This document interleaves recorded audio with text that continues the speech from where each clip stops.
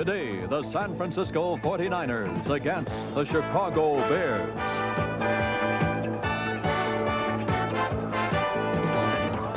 It is wet, it is chilly, and it is windy at Soldier Field in Chicago. And the fans who are here are bundled up.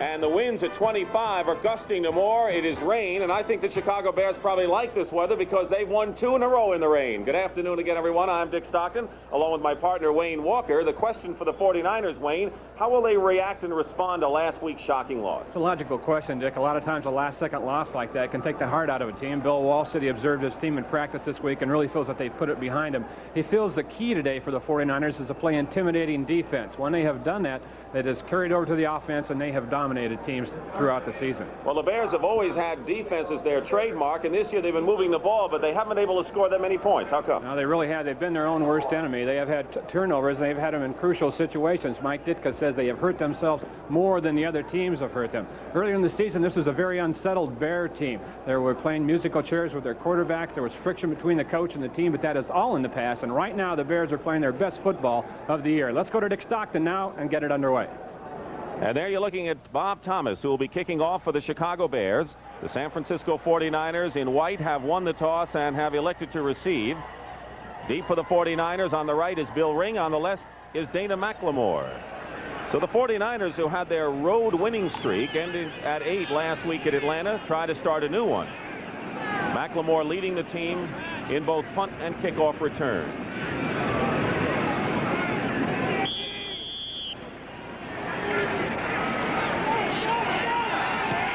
Thomas's kick will be end over end and short, and it's taken by McLemore inside the 10-yard line. And he's knocked out of bounds at the 27 where he fumbled it there. David Simmons makes the tackle. So let's set up now the 49ers offense for you. Joe Montana, the quarterback, now the top-rated passer all time. Wendell Tyler and Roger Craig, the running backs. Dwight Clark, the leading receiver, and Freddie Solomon, who's been hampered with a thigh injury, is back as a starter. Paris, Ayers, Quillen, Cross, and Farnhorst, experienced with the exception of Paris, who's come on. Russ Francis, the tight end. They're at the 26, 1st and 10. Best completion percentage in the NFC. For Montana, Roger Craig in motion. And Wendell Tyler gets hammered as he stops short of the 30-yard line by Otis Wilson, the left linebacker. Let's check the Chicago Bears on defense for you. And they like to play the 4-3. They've had some injuries, and they line up with Hartenstein and Hampton at the ends, Tyrone Keys and Steve McMichael at the tackles. The linebackers, Wilson, who made the stop, Campbell outside, and very fine middle linebacker in Mike Singletary, Richardson, Frazier, Bell, and Durson. 2 rookies and 2 third-year players in the secondary. It'll be 2nd and 7 at the 29. Montana to put it up for the first time. He's got Tyler, who stopped at the 35. Shy of a first down. Gary Campbell, the linebacker, makes the tackle. So it'll be 3rd and less than a yard for the 49ers. Dick, you worry in a day like this when you're a passing team like the 49ers, will the weather bother you? But keep in mind they are a ball control passing offense. That is an indication right there. Those are just long handoffs for the 49ers. And as Mike Ditka told us yesterday, he says 49ers may pass a lot, but they're all possession-type passes. Many of them are. 3rd and 1, 3 tight ends. So Eason Ramson and Earl Cooper join Russ Francis. Here's Roger Craig, and he stops. He doesn't make it. Penalty markers fly, however, as Craig is tackled at the 35 by Mike Singletary, the middle linebacker who leads the Bears in tackles. The referee is Pat Haggerty, and holding against the 49ers. And so the Bears have a decision, either 4th down and 1 for the 49ers or 3rd down and more yardage. Well, the Bears will definitely take the play if they stop them short of the 1st down and get their defense off the field. Holding. Number 80. Offense. Decline. 4th down. So it is 4th down. And now Mike Ditka, who's in his 2nd year and resembling the late George Halas in many ways, including roaming the sidelines and being very involved in the game, will see his team get the ball first. Tom Morris will be punting for the 49ers. He's coming off superb back-to-back games, the best 2 of the season, averaging almost 46 yards per kick during this stretch. And deep, number 85, Dennis McKinnon, a very fine, good-looking free agent rookie who they like very much as a pass receiver.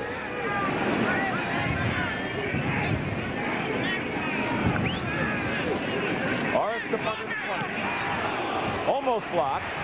And the kick is going to bounce at the 33-yard line and drop dead at the 36, where it's down there by Dana McLemore.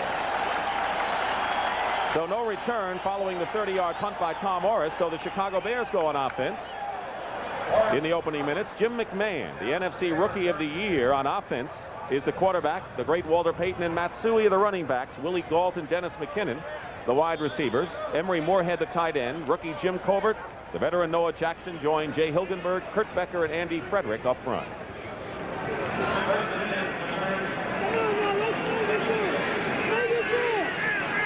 Two tight ends in there, Emery Moorhead and Jay Saldy, number 81 now. And in motion comes Moorhead. And a screen pass to McKinnon, the rookie. Almost broke a tackle and just about did, and picks up almost 9 yards on the play. Tim Collier, the cornerback, makes the tackle with help from Willie Harper. Let's check out the 49ers defense right now. Their base defense, Pillars, Kugler, and Board. Of course, Fred Dean comes in as much as they want, and they like him in there. Harper, Ellison, Reynolds, and Turner are the linebackers. And Tim Collier starting at cornerback, coming off the injury list. Ronnie Lott moving from left corner to strong safety. Eric Wright at right cornerback, Dwight Hicks the free safety. Lott playing strong safety for the first time in his career this afternoon. He didn't even play it in college, with a free safety in college. Matsui has come in, and he's playing the wing back and in motion right now with Walter Payton carrying. And Payton carries up to the 47-yard line. It'll be good enough for a first down for the Chicago Bears. So our first look at Walter Payton, who's had fluid on the knee, only practiced a little bit last week, a little more this week. And he went over 1,000 yards against Tampa Bay for the 7th time in his career, and only the great Jimmy Brown and Franco Harris achieved that. And he's going to be by that before his career is over. You can bet on it. Coming into the game, he needs 517 yards to pass Harris and over 1,000 for Jim Brown's mark. First and 10 at the 49 now.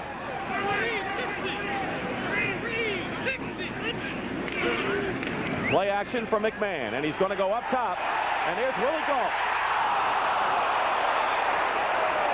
Tim Collier covering on Willie Gault, who is passed up the Olympics high hurdles, and in fact wanted to play both pro and compete in the Olympics. You see what he has done in the first 6 games and the last 6 games, and he has won with great speed. Ball was right there for him too, Dick. He could have come up with that ball very easily. Play action for the Bears. Jack Reynolds told us yesterday at the 49ers practice that the Bears are the best play action team in the National Football League. McMahon, he said, is almost a magician with the ball in the backfield. Of course, the Bears are very much aware of Bill Walsh's inclination to go down the list of plays to start a game. Brian Fashnagle is in there, and Matsui carries for the first time and gets past midfield. It'll be 3rd down and about 8 for the Bears. Lawrence Pillars, the left end, makes the tackle. A look at Matsui, who had the best day of his 4-year career, gaining 112 against Tampa Bay last week, and he really has done a good job in tandem with Payton. He's an excellent blocker, and that's what they've used him for most of the time, as a lead blocker for Walter Payton. But he got his own 100 yards last week against Tampa Bay, and when he was approaching that 100-yard mark last week, Walter Payton asked to come back in the game so he could block for him when he went over the century mark. Says a lot about Payton. Richard Blackmore, the nickel, back in there now for the Niners. 3rd and 7 at the 49. Out of the shotgun, McMahon. He can run it. Ron Ferrari's chasing him. First down to the 30. And McMahon goes out of bounds inside the 20.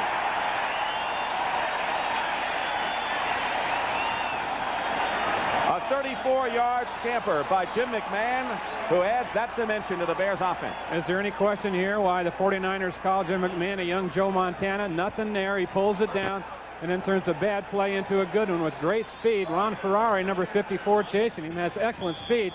And McMahon just outlegs him to the sideline.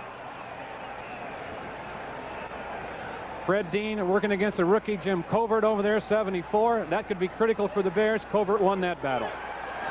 McMahon has come in the game averaging nearly 6.5 yards per carry. His longest run before that was 20 yards. So it's 1st and 10 for the Bears at the San Francisco 17.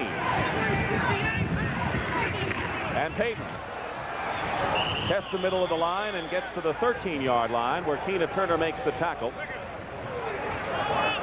Walter Payton 29 years old. He's durable and strong. He bench presses nearly 400 pounds. He says he's better shape now than he was as a rookie, but not the best shape of his career. His teammates really like him. Suey, talking to him yesterday, said he's been my inspiration in the years I've been here. He's not selfish. He's a great blocker, and he's taught me a lot. And Jack Reynolds said about him, I worry every time he touches the football. 2nd down and 7 at the 14.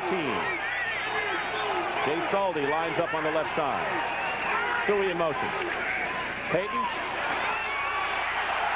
turns the corner, and Walter Payton is out of bounds at the 12-yard line. Once again, Keena Turner makes the tackle, so it's a homecoming of sorts for Keena Turner, the right outside linebacker for the San Francisco 49ers in his 4th year from Purdue. He attended high school here in Chicago. In fact, the same high school attended by the great Dick Butkus, famous linebacker of the Bears. People around here in Chicago are be very proud of Keena Turner, too, because he has developed into one of the fine outside linebackers in the National Football League. 2nd-team All-Pro last year, and Jack Reynolds says he has the ability to be All-Pro every year. A 3rd and 5 for the Bears at the 12.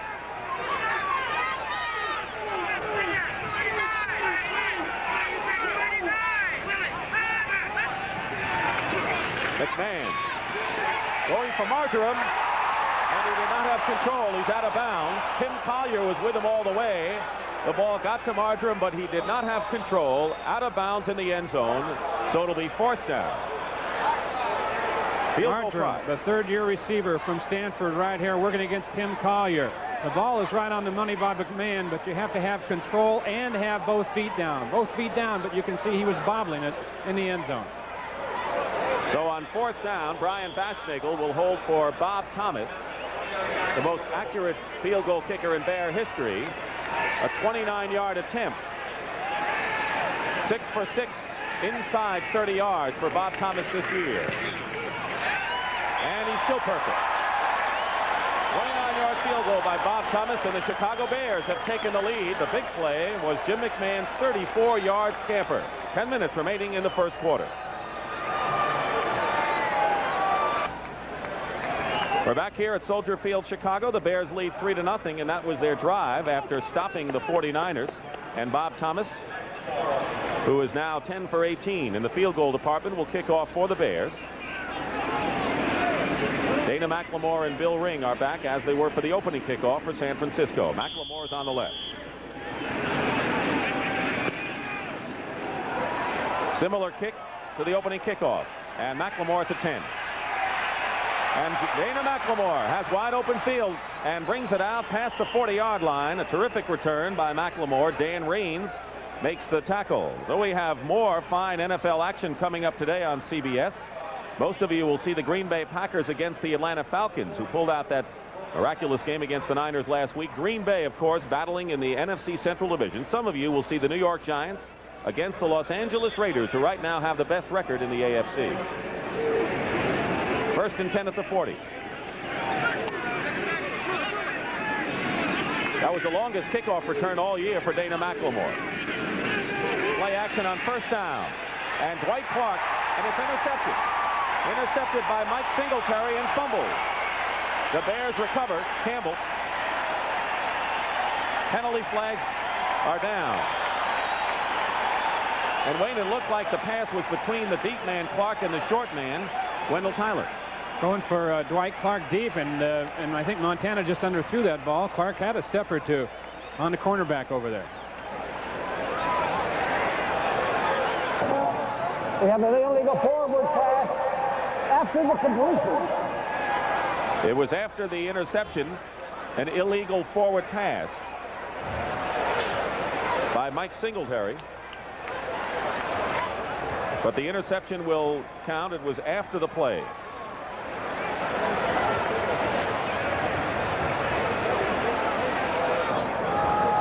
Illegal forward pass after the completion. 1st down. 10th interception of the year by Montana here. Play action. Wendell Tyler out of the backfield. He's covered by Singletary. Dwight Clark streaking down the sideline. The throw is deep. Did the wind have something to do with that? It may have, because it's blowing right into Joe Montana's face. Singletary makes a fine interception, and Gary Campbell's come up with the ball for the Bears, and they're in business. Heavy time. Well, you got to be hardy to come to Soldier Field today with the wind and the rain, although the wind seems to have died down just a slight bit, maybe down to 25 miles an hour. On the turnover, the Bears have it 1st and 10 on their 25. Walter Payton with Suey blocking. And Tina Turner and Dwight Hicks forcing on the play, and not much for Walter Payton. Well, one of the reasons why the Bears have not scored as much this year has been the turnovers versus the takeaway. It's not so important, Dick, you know, that plus and minus thing. The real important sequence in that graphic right there is where the turnarounds happen. If it's deep in your territory and you're going in to score, that's worth double value. And that's been the Bears' problem. Jim McMahon told us that a lot of those interceptions occurred after drop passes that would have been touchdowns. Those don't show up in the statistics. 2nd down and 12 at the 23. There was a loss, and on a draw play, here's Matsui wide open. Matsui the 1st down to the 45 and ridden out of bounds by Ronnie Lott and Tim Collier. And wide open right side of the line, and a 23-yard pickup by Matsui. And a wipeout job over on the right side by the tackle Andy Frederick and the guard Kurt Becker. Suey pops this outside. Last week against Tampa Bay, he had the longest run from scrimmage of his career, 39 yards, and this one's close to it. So the Bears so far have had the big gain on the ground. McMahon 34 yards on the drive, resulting in a field goal. Matsui on this 23-yard run. 1st and 10 at the 46. 8:44 to go in the 1st quarter. In motion, Dennis McKinnon. And pitch back from Suey to McMahon. And he'll have to go to Walter Payton. Walter Payton has a 1st down for the Bears into 49er territory at the 42-yard line. Tina Turner makes the stop. So a little razzle-dazzle from Mike Ditka, who is calling the plays in this game.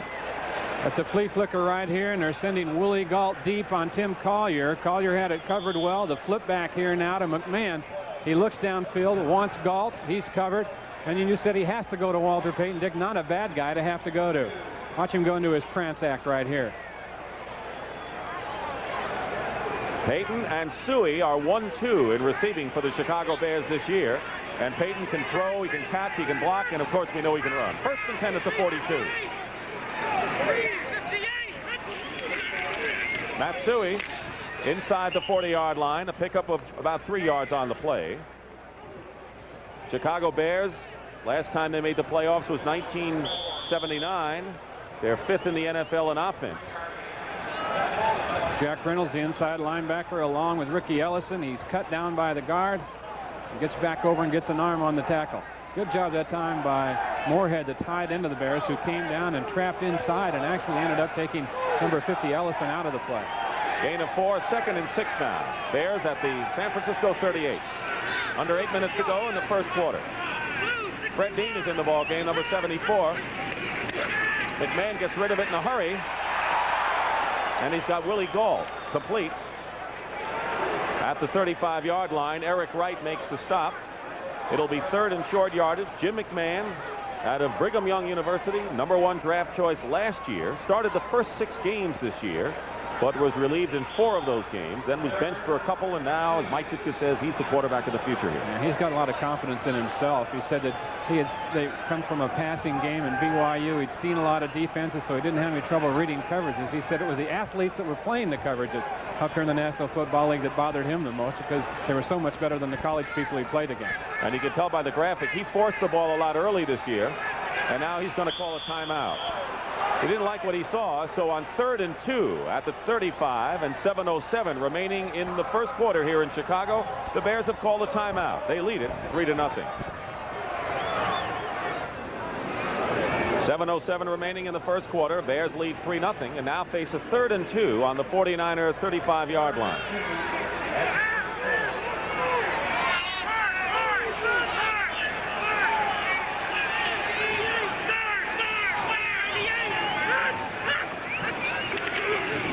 And it's going to be Matsui stopped, and he hit a brick wall at the 35-yard line, stopped cold by Ronnie Lott. Excellent job that time by Lott, as we said, making a start at strong safety. Strong safety turns out to be an extra linebacker against the running game. Carlton Williamson is usually in there for the 49ers. He's excellent at it. That time, Lott read the tight end's block and was up immediately. So it's 4th down, and the fans here wanted the Bears to go for it on 4th and 3. Instead, Bob Parsons will be punting for the Chicago Bears. Veteran from Penn State. 12th year. Has also played tight end. Dana McLemore is deep. He's got the lowest gross punting average in the NFC, just over 37 yards per kick. He's at midfield.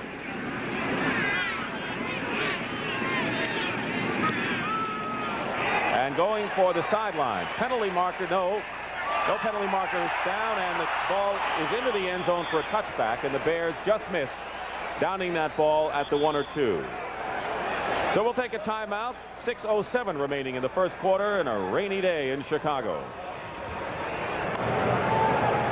We're back at Soldier Field in Chicago. Mike Ditka watching from the sidelines, who is an outstanding tight end. 1st and 10 for the 49ers at the 20, and an audible being called by Joe Montana. Roger Craig off the right side, gets nothing. Stopped at the 20-yard line by Dan Hampton, number 99. Because of injuries, the Bears have only one man starting all year, and that was Mike Hartenstein, the left end. Hampton has been to the Pro Bowl in 2 different positions.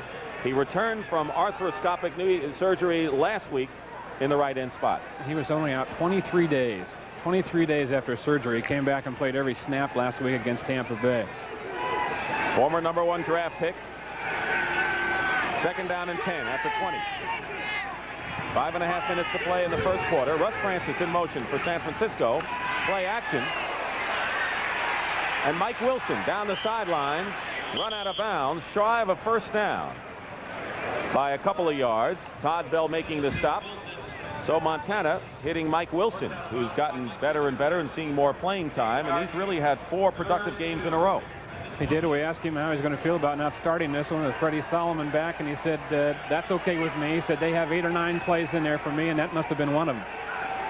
He's having his best year in his 3rd season, formerly with the Cowboys, number 85. And it's 3rd and 2 at the 28 for the 49ers. 3-0, the Bears lead. Montana has opening. He's going to run for the first down. And out of bounds at the 34-yard line, chased by Mike Richardson. So like McMahon, we have a quarterback who's resourceful and can run in Joe Montana. It's so important when you're playing against the 49ers to get your defensive ends upfield and keep him outside and keep him contained in the pocket. That time Mike Hartenstein over on the right-hand side lost his containment. He was down inside. You see that. Montana spotted it, rolled out that way, and tucked it under and got the first down. That is the first down of the ball game for the 49ers. It comes with 5:15 remaining in the first quarter. Jim Osborne is now the left tackle, number 68. And on a play-action pass, receivers are covered. And Montana goes to Wendell Tyler, who drops the ball. They'll call it an incompleted pass. Todd Bell, who is right behind Singletary in tackles on the Chicago Bears out of Ohio State, made a vicious hit on Wendell Tyler. Once again, watch a containment breakdown over on the right side here. Montana with nothing down the middle, gets over here, gets a second look. Watch the hit by the strong safety Bell. Number 25 that brings Tyler off the ball. The kind of hit that you remember when you go into the secondary again. Todd Bell lives up to the reputation of a lot of those Ohio State players, linebackers, and defensive backs. 2nd and 10 at the 34. Jeff Moore is in now at running back. Play action, Montana. Chase back to the 20 and throws an incompleted pass intended for Roger Craig. And terrific pressure and pursuit by the Bears. That time Hartenstein stayed outside. Montana wanted to go right again and had to duck up the middle. Looked like he was in trouble. He's just so nimble. He got away and made some kind of play. I've avoided a loss. There's Otis Wilson, who's the left side linebacker and the big play performer for the Chicago Bears. Comes out of the ball game. It'll be 3rd down and 10. Brian Baschnagel knows where to stand on the Bears sideline. Walt Williams and Terry Schmidt are in. This is the 46th defense the Bears have. 6 defensive backs. 3rd down and 10. Mike Wilson turning for the first down and has it at the 46-yard line. Mike Singletary makes the play. So once again, Mike Wilson, dependable receiver, on 3rd and 10, gives the 49ers a first down near midfield. Well, he's very good at those patterns, run under the linebacker, because he has the size to do that. In fact, the pass that Ronaldo Nehemiah caught last week, where he took that big hit, was a play that was really designed for Mike Wilson. He's got the strength and the size to run those short patterns underneath. He caught 2 passes already in this game, 4 against Atlanta, the best of any wide receiver against the Falcons. 1st and 10 at the 45. Solomon is back in, number 88. Roger Craig. And Craig stops short of midfield, but picks up nearly 4 yards. Mike Singletary on the tackle right now for an NFL Today report. Let's go to Brent Musburger in New York. Dick, the Saints with 4th and inches gamble against Minnesota here, and it turns out all right for them. It is Wayne Wilson up over the top for the touchdown, and the Saints, who are trying to break that losing streak, lead by 4. Back to Dick. All right, Brent, thank you. And, of course, the Saints had a chance to move into a 3-way tie for first in the NFC West, but they lost to the Jets on Monday, and they're very much in the battle. 2nd down and 5 at midfield for San Francisco with 4:09 remaining in the first quarter. Solomon is in motion. Montana goes to Tyler. First down at the San Francisco, or at the Bears, 41. Gary Campbell makes the tackle. So Wendell Tyler, who's the 3rd leading receiver, makes a fine catch for San Francisco. Montana originally wanted to go to Dwight Clark over the middle on this one, but number 50, Singletary, watch him. He'll stop Clark right in the middle. There's the hit. Montana makes the adjustment and goes to a wide open Wendell Tyler. Nearly 3.5 minutes remaining in the first quarter as Jeff Moore, number 25, replaces Tyler. 1st and 10 at the 41 of the Bears. Passing play, and Montana going deep for Freddie Solomon. And it's broken up. Dave Duerson, the free safety, and Todd Bell, the strong safety, were both there to break up the big play attempt to Freddie Solomon. 49ers really don't go downfield that much unless they go to this man, number 88. He's their quickest, working against Frazier, the cornerback, and Duerson, number 22, came over, almost came up with the interception, playing an excellent center field. Chicago Bears, as we said, with 2 rookies, Duerson and Mike Richardson, and 2 third-year players in Bell and Leslie Frazier. Gary Fensick, their veteran free safety, of course, has been out with a groin injury. Duerson, the rookie from Notre Dame, was a 4-year starter for the Irish. So it's 2nd and 10 now at the 40. Ronaldo Nehemiah is in the game, number 83. Wilson in motion. Montana going to a wide open Mike Wilson. And Wilson is hit at the 33-yard line by Mike Richardson. It'll be 3rd and short now for the 49ers. And whatever pattern that was, Mike Wilson was wide open on the right side. Well, it's just a matter of the 49ers showing so many different formations and getting people where they want them uncovered. Mike Ditka said when he charted the Niners, they came up with 140 formations.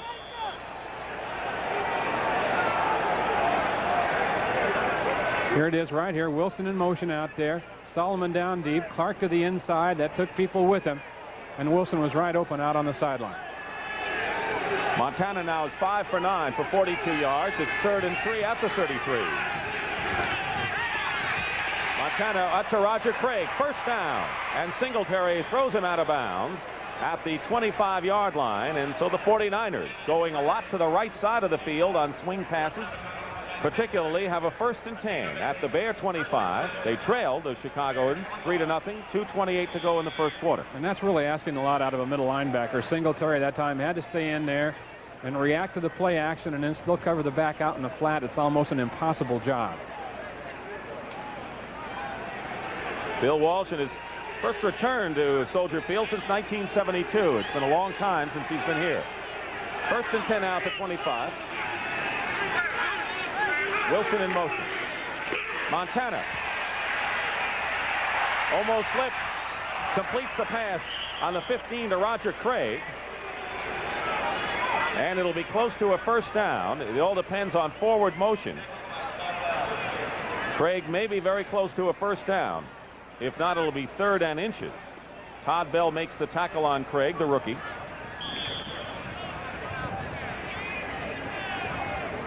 Wind gusting from Lake Michigan on a wet afternoon in Chicago. You saw the Saints touchdown. Washington leading Philadelphia. No score in Tampa Bay. 2nd down and 1. Wendell Tyler, first down inside the 15. Mike Singletary again makes the tackle. Wendell Tyler leading rushing, averaging over 5 yards a carry and 3 touchdowns. And of course, he was acquired from the Los Angeles Rams in a deal because the one thing the 49ers lacked, even in their title year 2 years ago, was the real running back threat. And that's why you see him using so much play action passing today. You know that the Bears have to respect Wendell Tyler's running. Montana has used the play action almost exclusively here this afternoon. First down and 10 at the 13. 1:10 to go in the first quarter. Dwight Clark. Pressure on Montana, and Jim Osborne chases him out of bounds after Steve McMichael put some pressure on Joe Montana. Gets the ball into the 7-yard line. It'll be 2nd and 9. And now they mark it back at the 12-yard line. So actually it was a gain of only a yard. Call it 2nd and 9 at the 12. No score, 2nd quarter. In New England, New York Jets. Cleveland over Baltimore 14-3. Browns chasing the Steelers now, who have lost 2 in a row. 2nd and 9 at the 12.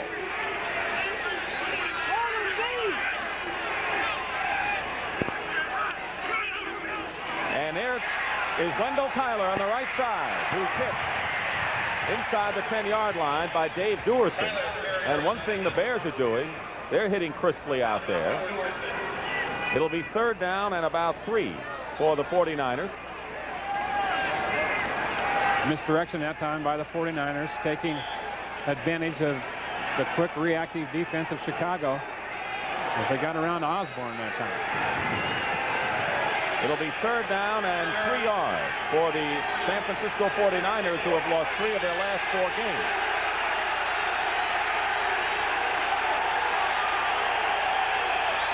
They've been successful on 3rd down conversions. Montana being chased. No one there. No flags down, incomplete, and it'll be 4th down, as Freddie Solomon was the intended receiver, but the Bears were all over him. Excellent coverage this time by the Bears secondary. A good drop by number 55, Otis Wilson back there. Number 27 is the rookie Mike Richardson. Montana had nowhere to go, rolled out and threw it away. And on 4th down and 4, Ray Wershing, who has hit his last 16 on artificial turf, will try to tie the score. This will be a 24-yard attempt with Montana holding. And the kick is good. So it's now 17 in a row for Ray Wershing, who has had a fine year, 22 of 25. And they're not fair weather fans. They're here, and we have a tie score.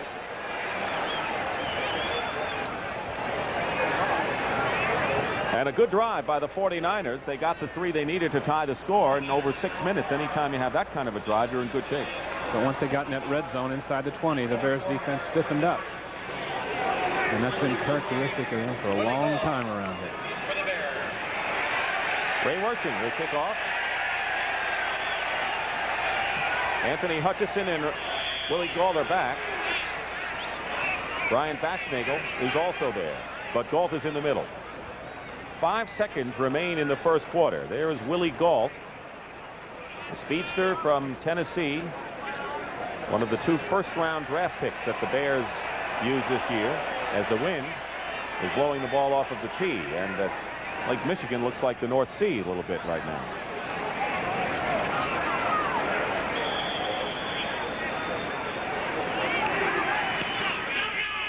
Wershing kicking off, and it's Willie Gault at the 7.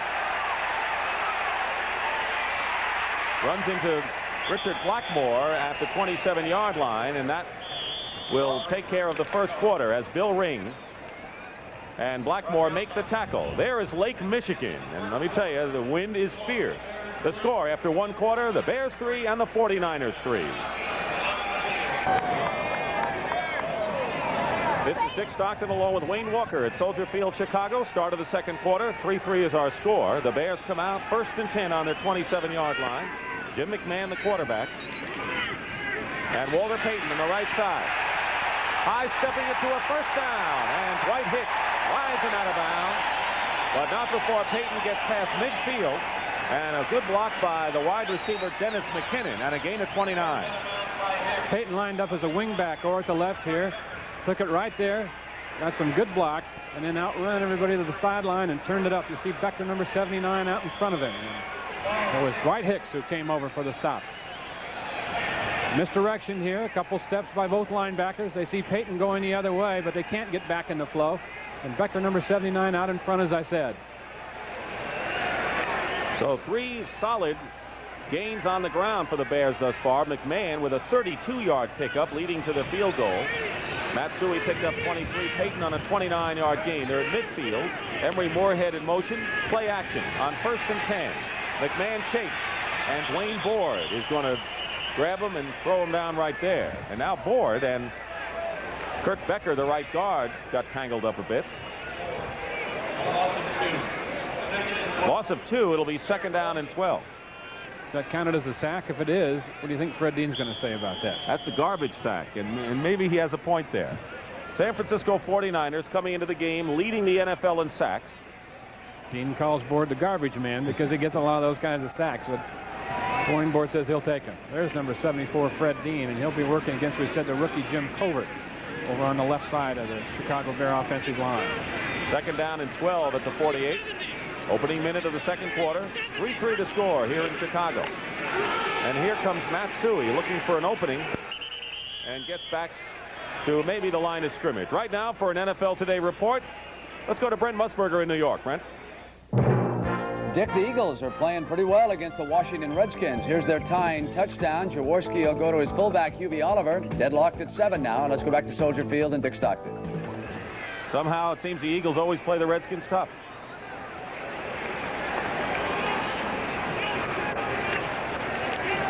Third down and 11 at the 49-yard line.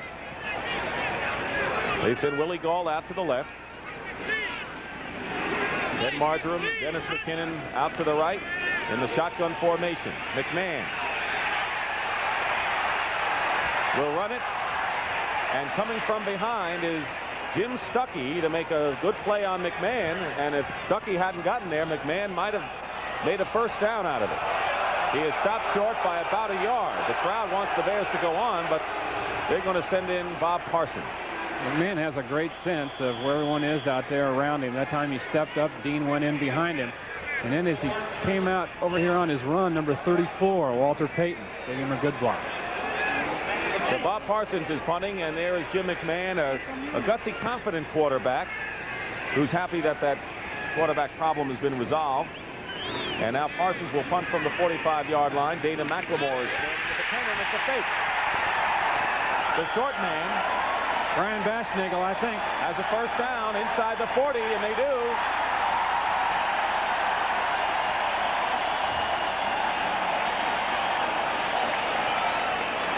Brian Bashnagel, the short man. He's 84 right there, the short man. A good job up front, a big hole for him. He only needed a yard and got about 3. One of the great names in football, I think. I always thought that way, even when he was playing at Ohio State. Brian Bashnagel. There's some names that just have a ring to it, and Bashnagel is one. You had played with one of the guys at the Detroit Lions, right? And a defensive lineman? Well, I thought had the best name on the Lions was Yale Larry. Yale Larry. I thought that was a good football. Darius McCord wasn't bad either. That was your favorite. So it's 1st and 10 at the 39. McMahon to throw. Willie Harper rushing on the play, and Walter Payton at the 35. Payton has a first down. 25-yard line. Jack Reynolds makes the tackle, and Noah Jackson, the left guard, with a big block. And the Bears moving the ball. We have a penalty marker also down at the 25. Look how long McMahon holds this ball. The longer you hold it on the screen, the better it goes. Jackson, number 65. Watch his block right there on Ronnie Lott. And Payton gets some more. It appears to be against the Bears. Fair game. Delay the game. Spiking the ball, number 34. Spiking the ball, a delay of the game penalty against Walter Payton. And that is a call you rarely hear. Definitely the first time we've seen it this year. Maybe that call some once in a while for taunting, but I didn't get that out of that call. The Bears are the 5th most penalized team in the National Football League, and now the referee Pat Haggerty will mark it off. He'll spot it at the 30. You know what the crowd thinks of it. Delay the game, spiking the ball after the play was over. Number 34, offense, 1st and 15. 1st and 15. They could get Pete Rose a lot on that call, couldn't they? Payton now has caught for 27 yards, rushed for 29, and 56 yards total offense for Mr. Do-It-All with the Bears. 1st and 15 at the 29. 3-3 to score. McKinnon in motion. And Tina Turner with a penalty flag down. Fumble. McMahon loses it. Turner loses it. And it may be out of bounds. Let's see what they call. Jack Reynolds was the last man to go after the ball. Then the flag was thrown just as Tina Turner got to McMahon. Holding, offense. So whoever responsibility it was to keep Tina Turner out of there was holding on the play. I think he twisted an ankle or something on that play, too. You can see him hobbling around a little bit. He came from a blitz on the outside, the right-hand side. He used his great speed. Got back there immediately. Tina Turner, a linebacker who's in on just about every defense that the 49ers use. Holding, number 65, offense, decline. And now Noah Jackson is saying, not me. They're declining the penalty and taking the loss back at the 43-yard line, and Noah Jackson better watch it, otherwise he's going to be hit with unsportsmanlike conduct. They could get some more tacked on. So they're just calling it a sack, saying McMahon was in the grasp. Here it is right here. Turner on the outside. And he was.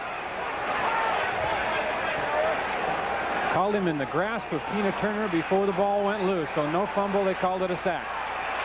The penalty was declined. 14-yard loss as a result of the sack.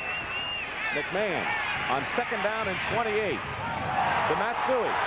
Matsui looking for room and head down, barrels inside the 35-yard line.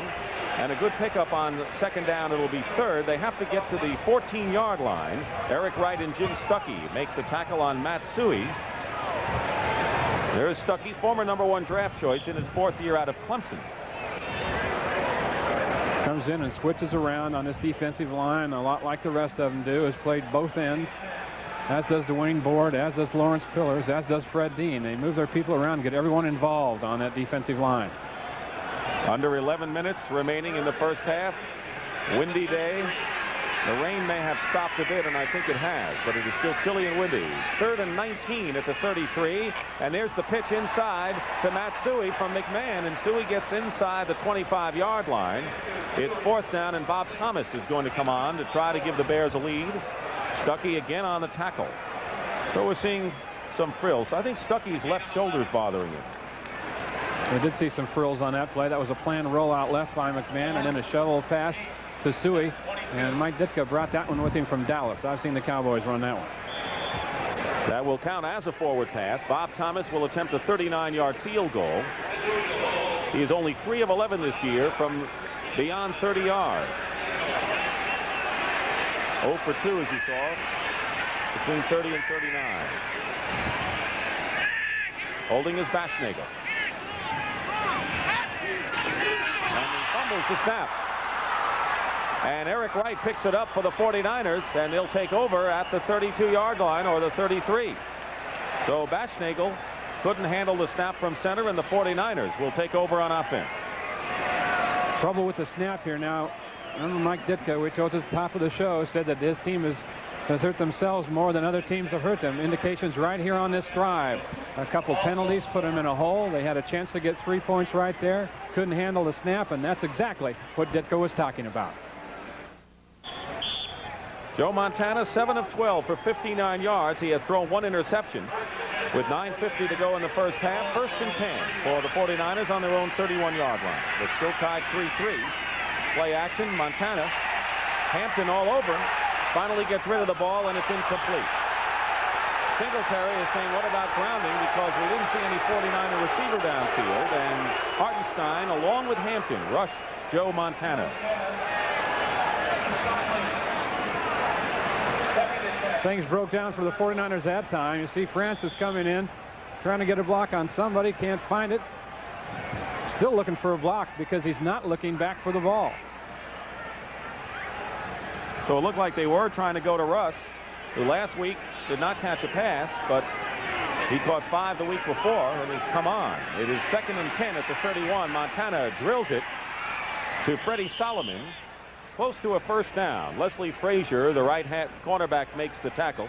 So Freddie Solomon, who lined up briefly and took part in 5 plays against Atlanta. He's had a muscle pull in his thigh, and of course there was a lot to do in San Francisco about some of the players, and even Bill Walsh doubting how fast Solomon was getting back in action. I kind of doubt that about Fred Solomon. I think that if he could play, he would, and you can't judge. I learned that in the 15 years I played. Some guys can come back from injury sooner than others. Their threshold is different. Solomon's the kind of guy that'll play if he can. Anyone who knows Solomon should know that. 1st and 10, Roger Craig, left side. Hampton gets an arm around him for a couple right now for an NFL Today report. Let's check in with Brent Musburger in New York. Dick, 2 more records for Big John Riggins. The 13th straight game that he has rushed for a touchdown in the National Football League. 20 rushing touchdowns in 1 year, also a mark. Let's go back to Chicago, and here's Dick Stockton. Thank you very much, Brent. And the Washington Redskins leading, and of course the Redskins and the Cowboys, who beat the Cardinals on Thanksgiving Day, headed for that showdown.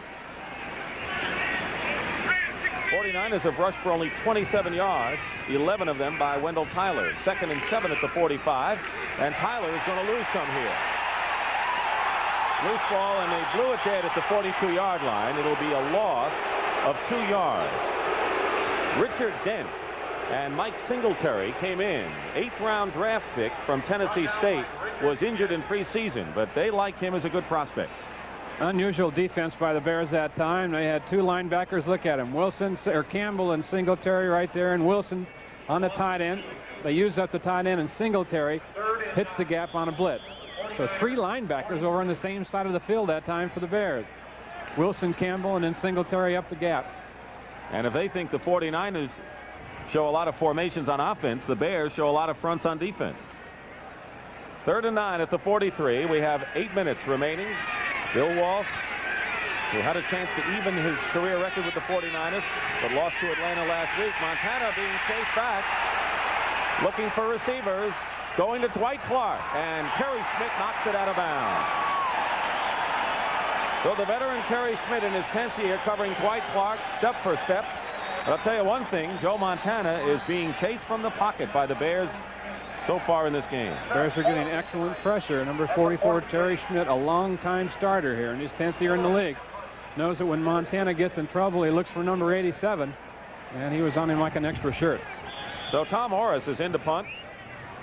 He'll be kicking from about the 30-yard line. Dennis McKinnon is back there by himself at the 20. McKinnon, leading punt returner, averages nearly 9 yards a return. And here's a fake, and Tom Orris is going to run for it. Orris to midfield, needs 2 yards. He has the first down, and out of bounds at the 42. A first down.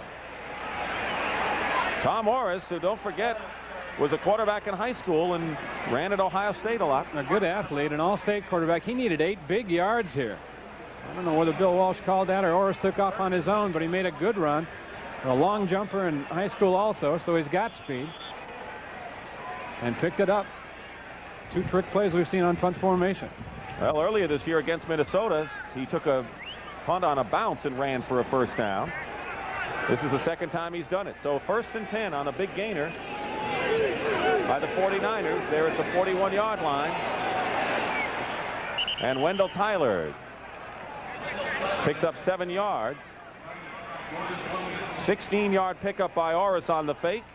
And the 49ers now are at the 33-yard line of the Chicago Bears. Singletary and Otis Wilson stopped Tyler on that play.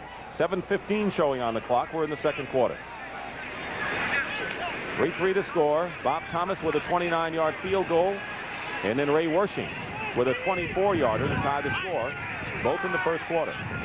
Second down and 2 at the 34 now. Tyler hit, and hit hard.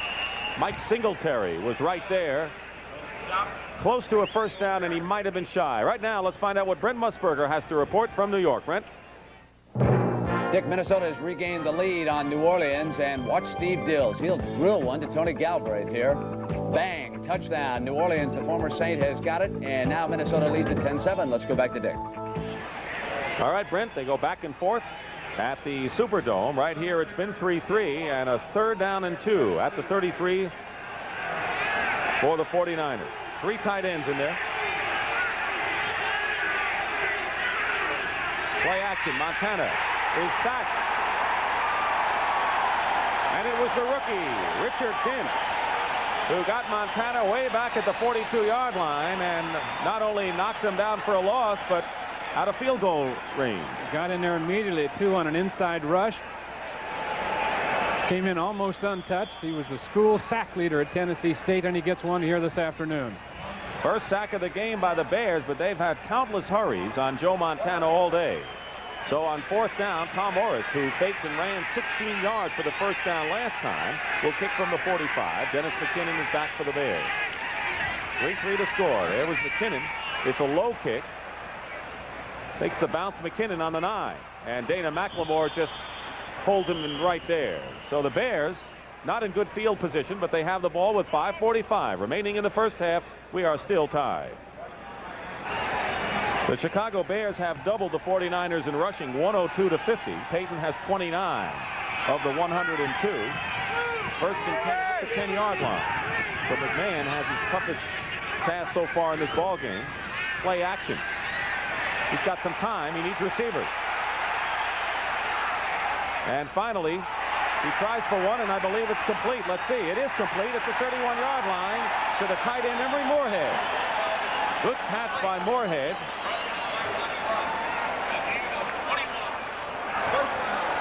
Official right there. Moorhead down on one knee, but has good control before his head slides out of bounds. Good call. And Ronnie Lott was right there with him, but Moorhead made the stop. A gain on the play of 20 yards. So it's first and 10 now at the 31-yard line. So McMahon's bullet toss gets the Bears out of trouble. And his nimble feet. 5 minutes to go in the first half.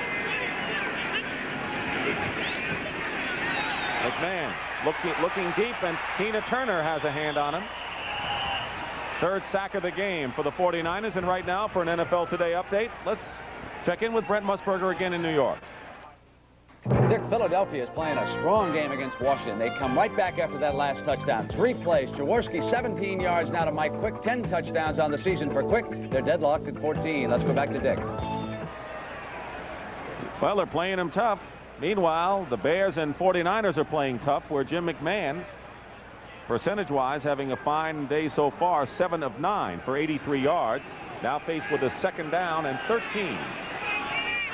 Ball at the 27. Less than 4.5 minutes remaining in the first half. High score.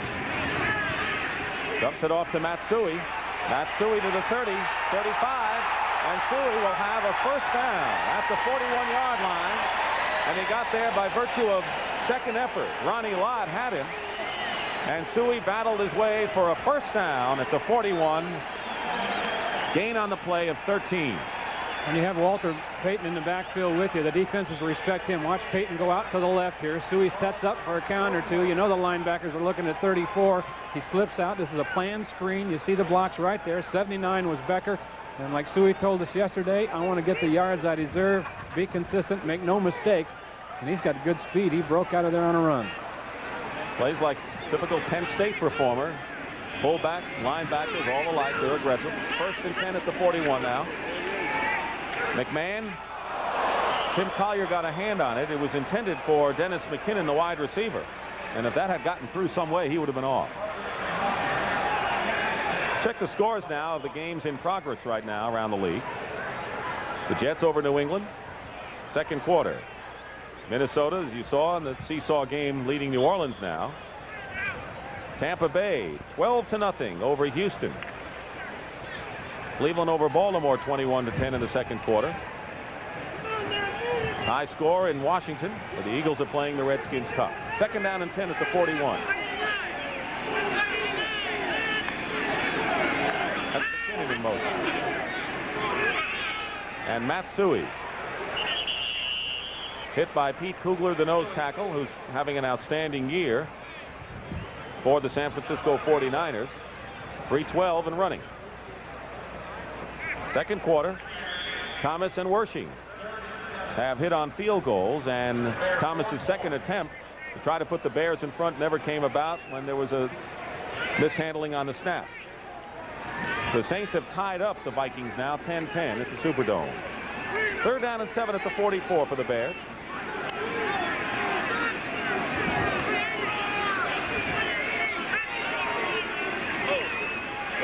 Dean is trying to get to McMahon. So is Stuckey. McMahon's going to run for it. And he dives and may have the first down. Let's see where they spot it. Ronnie Lott drove him out of bounds. And now it appears that they're short by less than a yard. Remember what Bill Walsh told us before the game yesterday in practice about how the defense is going to key the effort. What do you think so far? They've been getting a pretty good effort, and they are up for the ball game, no question about it. But McMahon is just tremendous back there, avoiding the rush and getting away from people. The 49ers are sending a lot of people out, and then he does look just like a Montana back there, the way he gets out of trouble. Well, they're going to go for it. You saw Mike Ditka. He's sending in 3 tight ends, Jay Saldy and Pat Dunsmore, a rookie from Drake, joining Emery Moorhead. So it'll be fourth down and 1 yard to go with the ball at midfield. I would think with a nimble McMahon and with a Walter Payton and a Matsui and 3 tight ends, 1 yard should be something the Bears could get here. Payton likes to leap over the top in these situations. It's a full yard, not inches here. McMahon himself, he's got it. McMahon's got enough energy. He was playing around in practice yesterday like he was one of the ball boys, huh? Wrestling with people, playing catch with anybody he could find to play catch with. If you didn't know McMahon was the quarterback of the team, you'd say, boy, he must be a relative of one of the coaches or owners here. He was having a good time. They may measure here, but it looks as if, well, let's see. I don't know now. They spot the ball to the midfield side of the 49, and it may be awfully close. I don't think Mike Ditka likes where they spotted that ball at all, because they may come up short.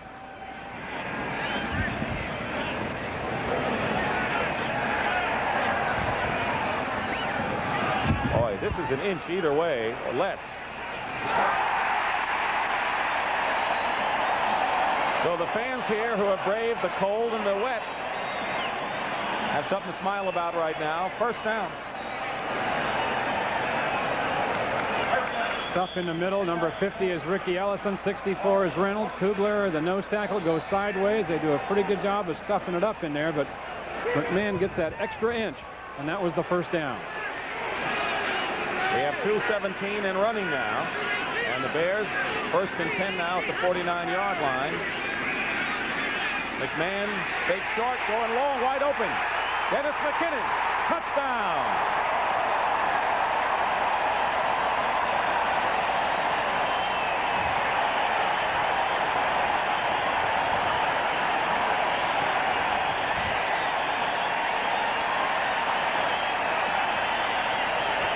Touchdown reception by Dennis McKinnon, a free agent rookie from Florida State who did not even start on the Seminoles last year.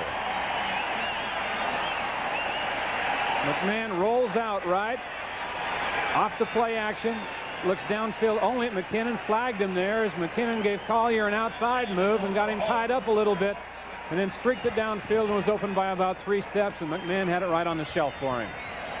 And now Bob Thomas will try the conversion. He is 27 of 29 this year, holding his Baschnagel, and the kick is good. So Dennis McKinnon, who actually drafted the Bears, they told us, by studying the Bears wide receiver situation, thought he could make the team and did. Here it is. Here it is right here now. Now remember, McMahon's rolling out to the right and is going to fake a short pass right here on this outside move. call your bid on that and watch McKinnon go the rest of the way. 49 yards for the score for the rookie McKinnon for the Bears. McMahon and him hook up, and the Bears have the lead here now by a score of 10-3. There's the scoring drive, and the Bears went 90 yards. They started at their own 10-yard line to take the 10-3 lead, and for McMahon, his 8th touchdown pass of the season and his longest touchdown pass of the year. 49 yards. He threw a 50-yard pass at Minnesota last year. The Bears lead at 10-3. Their kind of weather, as we said right at the outset. And Bob Thomas will be kicking off. 2:04 remaining in the first half. Dana McLemore back there along with Bill Rain. But it's McLemore at the 6. Fumbles it. And it's down there at the 7. Brian Cabral, terrific hustling performer who started his career in Atlanta, then went to Green Bay. So the Bears defense playing a superb game so far. Now really aroused with less than 2 minutes to go. Our 2-minute warning right now. The Bears lead at 10-3. This is Dick Stockton along with Wayne Walker here at Soldier Field, Chicago. We've just had our 2-minute warning. The San Francisco 49ers have all of their timeouts remaining. 1:55 showing on the clock. The Bears lead at 10-3, and the 49ers starting from their own 7-yard line. It's a 46 defense for the Bears. They got Walt Williams and Terry Smith as the 2 extra defensive backs. Montana in the end zone, going for Clark, and threw it out of bounds. And I think he was intending to throw the ball out of bounds. Everyone was covered. Good job by the Bears secondary, and they do have to be careful down here. The 49ers do. Ball on the 7-yard line. It cuts down what they can do by about 50% in this situation. Bears dominating the yard story. In fact, they've done that throughout the season. Montana is 8 of 16 for 70 yards and 1 interception. Mike Wilson has caught 3. Craig and Tyler 2 each, and Freddie Solomon caught the other pass. 2nd down and 10 now with 1:47 on the clock.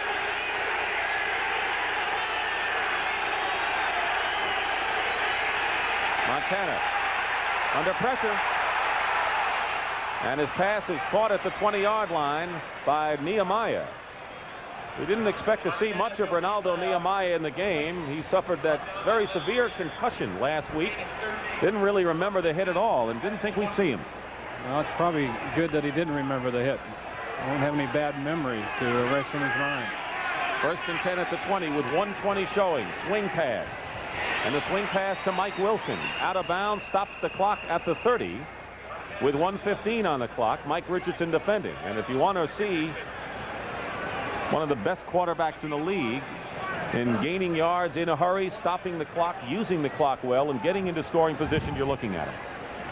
Number 16 can do it. They have, as Dick said, their timeouts still on the board when this drive started. And plenty of time for him now with 1 minute and 15 seconds left. Of course, the Bears were in a situation, if they had stopped the 49ers, to call timeouts of their own so that they would have another chance to score. But the 49ers trying to move now, trailing 10-3.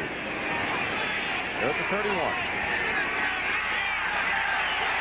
Montana hit from behind and fumbled. And now they're ruling that he is down at the 22-yard line. Dent picked it up, but Montana was hit and down from behind by Otis Wilson. It was a 3-man rush that time with 1 linebacker blitzing. That made it 4. Wilson was the blitzing linebacker. You see him 55 right of the screen. He was picked up initially, but number 73, Mark Hartenstein, over here to the left, will make Montana belly back right into the arms of Otis Wilson, number 55. A good hustle on both players, Hartenstein and Wilson. So it's now 2nd and 18. Penalty flags fly. Roger Craig on a deflection can't hold on. Mike Hartenstein got a piece of it, and it'll be 3rd down. But as we said, a penalty marker. Man in motion against the 49ers. Mike Hartenstein leads the Bears in sacks. He has played in every game in his 9-year career. Well, he's got a great work ethic, too, Dick. He hustles hard in practice, works hard in the Yelling a offseason. motion. Number 81. Offense. Decline. Third down. Russ Francis in motion, talking about Hartenstein. He scored a touchdown last week. McMichael forced a fumble, and he ran 10 yards with it. Hartenstein said he'd rather had the sack than the touchdown. Another Penn Stater. Third down and 18 at the 23 with under a minute remaining, 52 seconds in the first half. There's Mike Wilson in motion. Montana going up on top for Mike Wilson. And Wilson makes the catch. No, they say he's out of bounds. Yes! The official signaled no and then signaled first down at the 39. One of the strangest moves I've seen. Walt Williams was right there with him. A 38-yard gain. Did you see what I saw? I did. He came up and was waving it off and then marked it on the sideline. Let's see. Great throw here by Montana, though, and Wilson makes a good adjustment on the sideline. Keep in mind where his feet are. He's got the ball. Whoa. Looked like that first foot, half of it was out of bounds, my friends. The first call was the right call. He waved it off, and then he signaled first down. 46 seconds on the clock at the 39-yard line. And the 49ers still have 3 timeouts to go. Here's Wendell Tyler.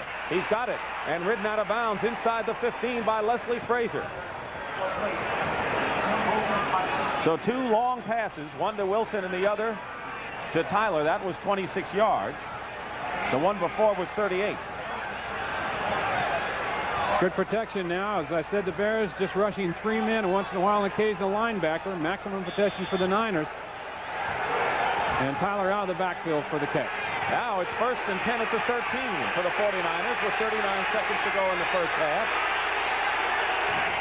64 yards and 2 pass plays. Montana finds Russ Francis, who goes out of bounds. Let's check. No, it's Dwight Clark.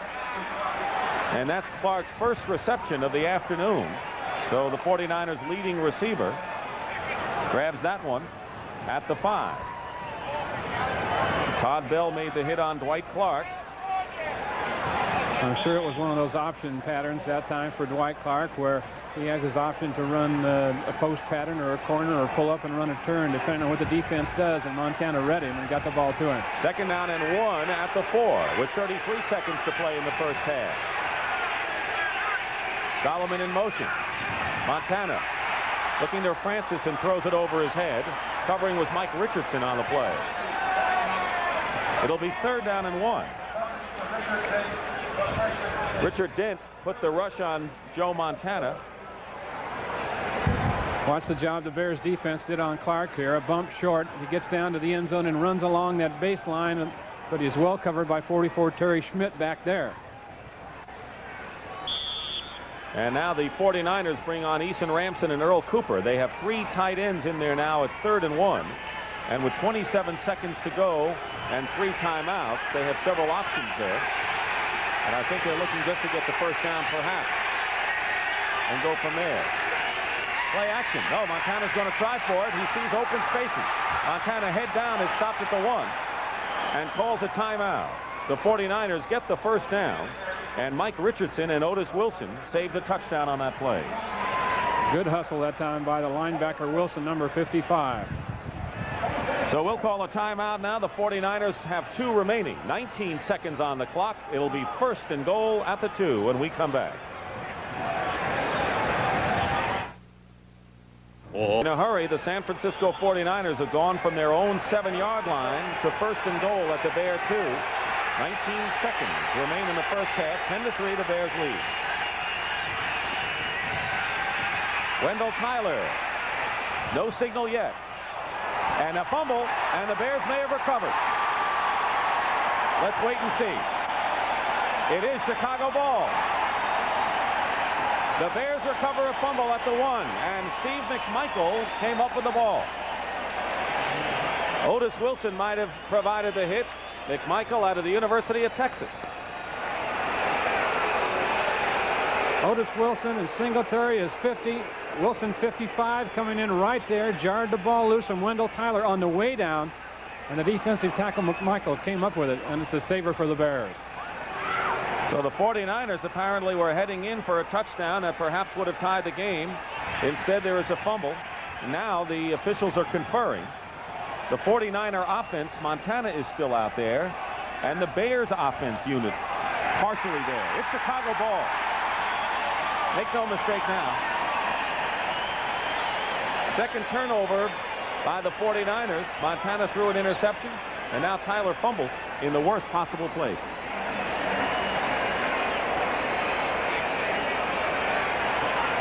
"11 seconds remain in the first half. And the Bears getting out of danger. And the Bears getting out of danger. And they can credit their aggressive, hard-hitting defense. That's marked their play throughout. Bill Walsh has to feel the frustration. Jim Osborne has been helped off the field. He was shaken up. Bears defensive left tackle. The ball at the 1 now. Make it the 2. McMahon not trying anything fancy. And they're going to let the clock run down.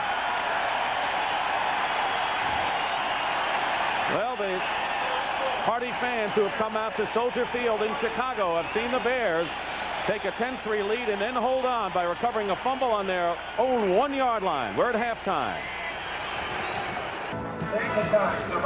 There is Jim McMahon, the Chicago Bears quarterback, who has completed 9 of 12 for 145 yards and 1 touchdown. That a 49-yard play to rookie Dennis McKinnon, and that's been the difference. The only scoring in the second quarter, and the Bears, who are looking for their 3rd straight victory and come into the game trailing 2 games by 2 games in the NFC Central Division, know that they have a shot at winning the division title. 49ers also tied for the lead in the NFC West. These are the first half statistics, and they favor Chicago. You see the difference in rushing. 114 yards. McMahon has 51 yards of those. He is the Bears' leading rusher.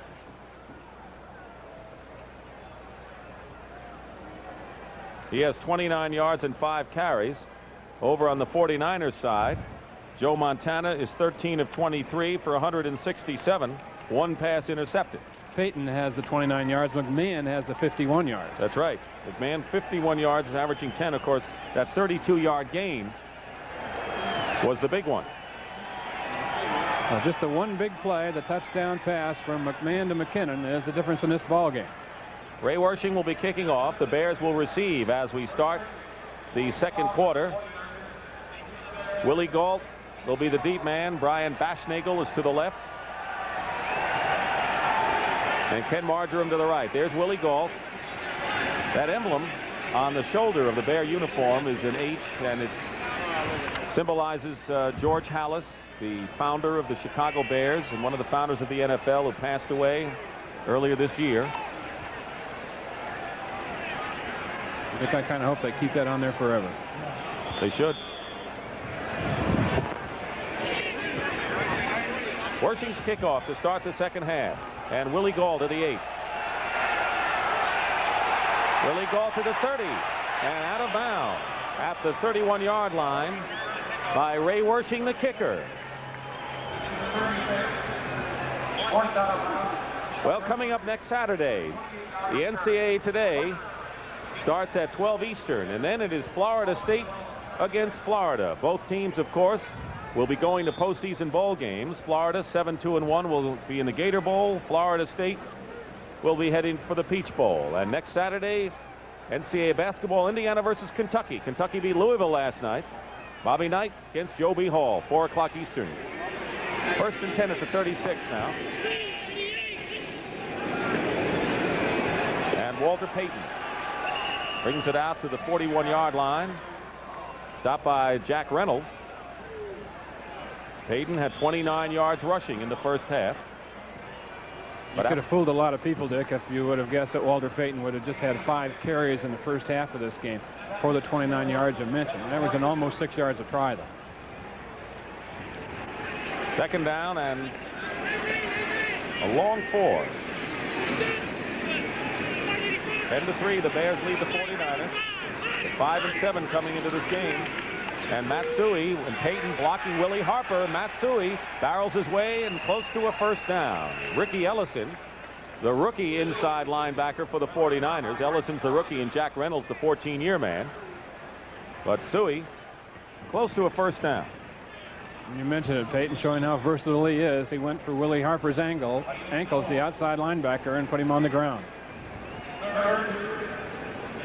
It'll be 3rd and about a yard now for the Bears. And they're bringing in Saldi and Pat Dunsmore, 3 tight end alignment for Chicago. There is Jay Saldi, the former Dallas Cowboy, who was going to be starting, and then he hurt his back. Back in the thigh injury, and has had problems breaking in there. McMahon on the quarterback sneak. See where they spot the ball. Kugler and Reynolds on the play. And let's see where they put it down. Last time it was awfully close, and this is a 1st down by the length of the football. So a 1st down for the Chicago Bears at the 47-yard line, leading 10-3.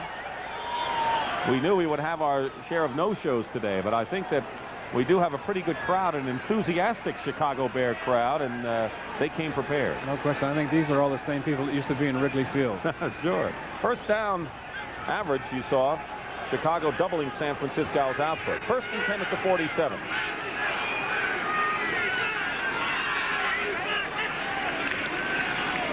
And here's Walter Payton to the 49. Gain of 2. Jack Reynolds makes the tackle. Talk to Hacksaw Reynolds, who still loves the game of football. He wouldn't be in it, of course, if he didn't like it. Last time he had faced Walter Payton, Reynolds was playing for the Los Angeles Rams, and Payton didn't really do all that well, but he got the winning touchdown late in the game. And he said about this Bear team, this is the most complete Bear team offensively that he's seen in his 14 years in the league. Walter Payton has scored 2 touchdowns last week against Tampa Bay. 2nd down and 7 at midfield. And on the draw play, Matsui breaks a couple of tackles and takes it into 49er territory at the 47-yard line. It'll be 3rd and about 3 now, and the tackle is made by Ricky Ellison and Tina Turner. Not much there for Suey originally. Broke a couple of tackles and picked it up. Over 100 yards last week for the first time in his career, and Walter Payton gave him $100. Had to give him $100. He bet him one time that if he ever got over 100 and outgained him, he'd give him $100. So Suey did okay. I think they had to go to the judge, Bob Thomas, who's an attorney, to really settle it. Wasn't that easy. 3rd down and 4 out of the shotgun.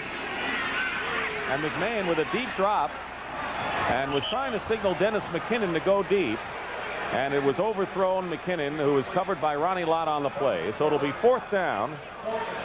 And Bob Parsons will come in, presumably to punt for the Chicago Bears. It is a lot windier now and rainier. We didn't start with a real pleasant day today.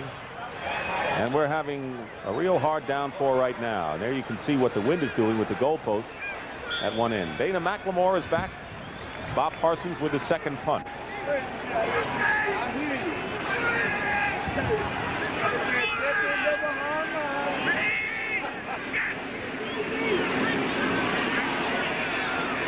Shift in the line, obviously trying to draw him offside with 4th and 4. Doesn't work. So Parsons will kick it away and kicks it straight up in the air practically. Goes about 20 yards or so, bounces on the 30, and it's down there by Emery Moorhead at about the 30-yard line. So we're going to take a break right now. 10:45 remaining in the 3rd quarter. That was a 16-yard punt by Parsons. The San Francisco 49ers on their own 32-yard line. Dick Stockton and Wayne Walker here at Soldier Field. Russ Francis, the tight end, is in motion. Montana running and being chased by Dave Duerson, the free safety. And Todd Bell, the strong safety, was blitzing Montana on the play. It's a very reactive Bears defense. Bell is number 25. He's the safety on the blitz. Montana gets the pressure, takes off to the left, but then watch the reaction of the Bear linebackers close it up immediately and hold Montana to a small gain of about 2.5, 3 yards. The Bears defense has been superlative all day against the 49ers. Scoreboard will tell you that with 3 points, but it's evident in other ways as well. 2nd down and 7 at the 35. The pitch to Roger Craig. Craig hemmed in, and Singletary and Campbell were right there. Singletary just really has a nose for the football. He's one of those linebackers that whenever the ball is snapped, he's going to be near it somewhere. Number 50 is Singletary. He's the middle linebacker right now. That's Wilson, number 55, moving. Singletary, number 50. He almost reacts so quickly that he overruns Roger Craig here and then practically has to fall back inside to make the tackle. 3 times in his college career, he had over 30 tackles in a game. And he's in his 3rd year from Baylor, and he says the Bears are really starting to believe in each other. He can feel something for the first time since he's been here. 3rd and 6 at the 36-yard line. Looking one way, going the other. The pass is incomplete and dropped by Ronaldo Nehemiah near midfield. Nehemiah had it. Leslie Frazier hit him, and Nehemiah could not hold on. Steve McMichael, number 76, a stunt in there for the Bears. Watch him loop around here and kind of come in free because the guard was scraped off. Chases Montana out of there a little bit. Nehemiah on the catch. The hit by Frazier, and Ronaldo didn't hang on long enough. Nehemiah, who was shocked after that catch last week and hit hard by Kenny Johnson, couldn't hold on. And right now the Bears are playing defense the way Bill Walsh had wanted the 49ers to play it. Not that the Niners are not playing good defense, but the Bears are hitting it every turn. Tom Morris will punt. Dennis McKinnon is back. McKinnon at the 26 on the run and hit, and it was Moten, the linebacker, from behind. Gary Moten made a fine tackle from behind on McKinnon to prevent a bigger gain. Timeout with 9:39 remaining in the 3rd. Everyone is hearty here at Soldier Field in Chicago. Smiles on the faces of the Honey Bears. It is 1st and 10 for the Bears at their 35-yard line, leading 10-3. Playing as good a defense as you can expect from anyone, particularly against a high-scoring team like the 49ers. Jim McMahon, Emory Moorhead, the tight end, in motion. McMahon to put it up in the range. And Willie Gall couldn't make the catch. Try to make a diving effort. So it'll be incomplete. Well, Wayne, you've, counting a preseason game, played the Bears 31 times in your 15-year career, and you've been in a lot of games like this. A lot of games like this with the weather, Dick, and the only thing that you can do is just totally forget about it. Block it out of your mind that it's wet and it's cold and it's miserable out there. If you let it bother you mentally, it will. It's going to affect the quarterbacks a little bit because as long as it keeps raining around here, the ball's going to get a little heavy. And there's a guy that was my playmate for a while. You both have a lot of respect for each other because I think you both played the game the way it was meant to be played. McMahon, under pressure, gets rid of it, incomplete. He's joined Emory Moorhead, and Lawrence Pillars, along with Wayne Board, were putting pressure on. So the 49ers starting to put some pressure on. There's Lawrence Pillars. He said everyone gets his hand in a cookie jar with the 49er defensive alignment. Everyone really gets a chance to make the sack and the big play. Tell you what, in a day like today, it's usually the defensive team that comes up with a big play that turns the game around. There's a penalty marker down. And it is against the Chicago Bears, who have gone way back to huddle up again.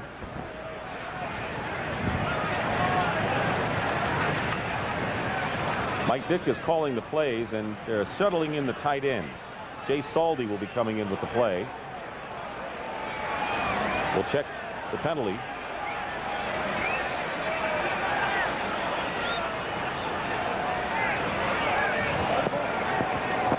Holding, number 74, offense. Holding called against Jim Covert, the rookie from Pittsburgh. What did Mike Ditka say? He says, I thought maybe he figured it was easier than it's turned out for him so far, but he's coming on. Well, he said the only people that Covert has had problems with is the quick people and the speed that they have up here. So far, it hasn't been burned by Fred Dean today. 2nd down and 20, however, on the 25.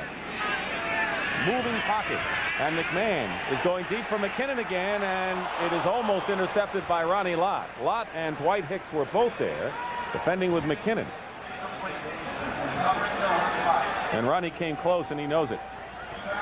Lions, or rather the Lions, we've been talking about the Lions. The 49ers in there with their nickel defense this time. Lott will play the corner situation in this one. McMahon with plenty of time on the rollout. But downfield, Lott was the man on the spot. Jeff Stover almost had a hand in McMahon's face. Well, you got to come prepared. I wonder if they can see the game through that plastic, or are they just keeping warm and dry? Their vision may be a little bit impaired with that plastic over them, but they're dry, and that may be the main thing. 3rd down and 20 now. We have 9 minutes and 18 seconds remaining in the 3rd quarter. 10-3, the Bears lead the 49ers. Pressure on McMahon out of the shotgun, and he overthrows Matsui. Blackmore was coming in on the play, so the 49ers love these situations defensively, don't they? And you can just tell these couple series now that the weather is starting to be a factor out there. They're not quite as sharp as they were starting the ball game when they were fresh and the uniforms were dry and the ball was a little bit lighter. So it'll be 4th down, and Bob Parsons is in to kick. We have had 2 surprises in punt situations, although we won't have one now, I don't believe. Parsons will kick from the 10, and Dana McLemore is at the 35. Schnagle ran from short punt formation, and Tom Orris ran for a 1st down.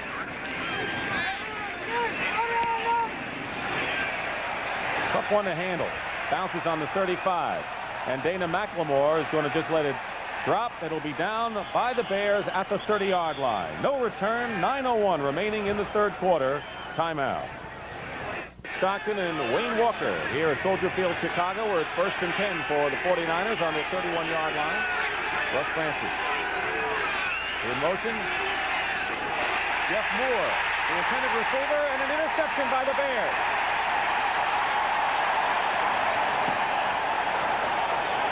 And Mike Richardson, who intercepted his first 2 passes of his NFL career. He's a rookie. Last week against Tampa Bay, picks one off here.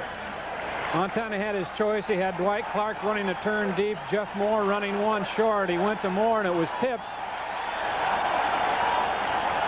Mike Richardson came off Dwight Clark, who is covering, and made a fingertip catch. They rule it an interception by Mike Richardson, who last week said that's what he needed. His first 2, so Montana on the phones now, and the Bears in 49er territory, 1st and 10 at the 37. 3rd turnover by the 49ers today. An inside reverse handoff to Suey is diagnosed perfectly by the 49ers. It was Keena Turner and Lawrence Pillars in for the play. Turner didn't have to diagnose that time. He was already in there on the blitz coming from the left side. The turnover story, 1 interception, and 2 interceptions, that is, and 2 and 1 fumble. And the 1 fumble really hurt the 49ers, with Wendell Tyler apparently going in for a touchdown. Otis Wilson, the linebacker, hit him at about the goal line and recovered on about the 1.5 for the Bears as we ended the first half. Not Bill Walsh's kind of day on the scoreboard or as far as the weather's gone. He likes the good weather for his team. Stanford, without question. 2nd and 13. McMahon, penalty flag down, and Pillars chases McMahon out of bounds at the 45. 49ers claim that the Bears were holding on the play.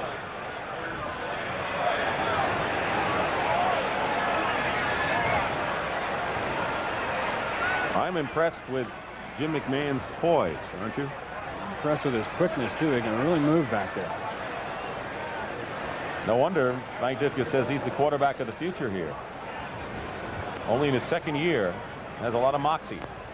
Well, they were switching their quarterbacks around between McMahon and Vince Evans earlier. Holding, number 74, offense, declined.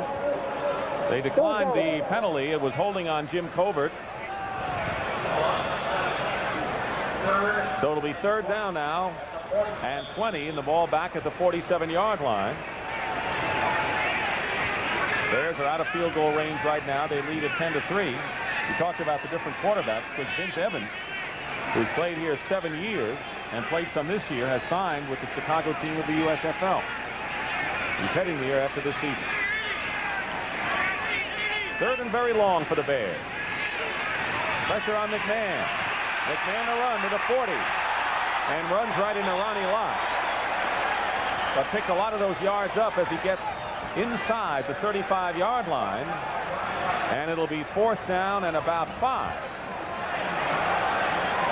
Lott giving McMahon a message, but McMahon will give it right back, won't he? I think he will. Got a ton of confidence in himself, and he's getting it done here this afternoon.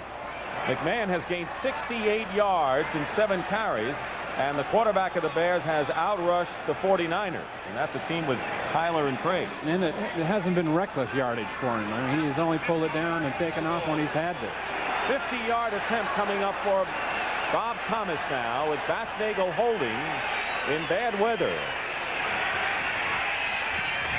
4th and 5, and they're trying a 50-yard field goal. And the kick is no good.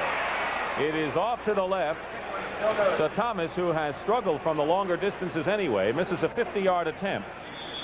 And so it's 6:59 showing on the clock here in the 3rd quarter. The Bears retain their lead over the 49ers 10-3. It'll be Niners ball. 10-3 the score. Dick Stockton and Wayne Walker in rainy Soldier Field, Chicago. Wendell Tyler's gained only 19 yards for the 49ers, but the weather is not too conducive for passing right now. What do you do? 1st and 10 on the 32. Montana pressured, throws the incompletion. Gary Campbell was blitzing, and the Bears just seem to have the 49ers number there. They have taken the game away with their defensive play. Really mixing up their fronts, mixing up their blitzes. Both Gary Campbell, number 59, you see right there, and Otis Wilson, 55, back there. They've moved them around from side to side, sometimes up the middle. 49ers a little confused now to where the Bears are coming from.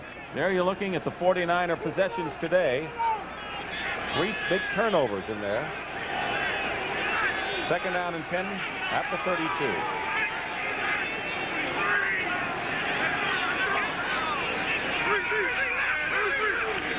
There's Tyler. John Ayers in cross blocking, but he just gets a couple.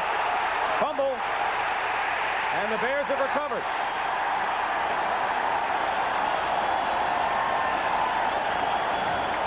Jim Osborne was the first to get to Wendell Tyler. Mike Singletary recovered the fumble, and Bill Walsh has to be more than perturbed on the sideline. That is the 4th turnover of the game for San Francisco. And it's great team defense. Look at those dark blue shirts, how many of them react to the ball and are out here right now. McMichael, 76. A couple other people out there. Singletary is 50. Are just playing good team defense all the way up and down the line. Dewerson is number 22 right there. But I think Singletary ends up with it. Or it might be Dewerson. They kept kicking around between themselves a couple times. They had 4 blue shirts around that ball in any event. 1st and 10 Bears on the San Francisco 32. And McMahon's toss to Walter Payton. And another 1st down, or let's check and see where that ball was caught. Jack Reynolds making the tackle. And they spotted at the 25-yard line, so it'll be shy of a 1st down. It'll be 2nd and a long 2. 6:40 remaining in the 3rd quarter. 10-3 to score.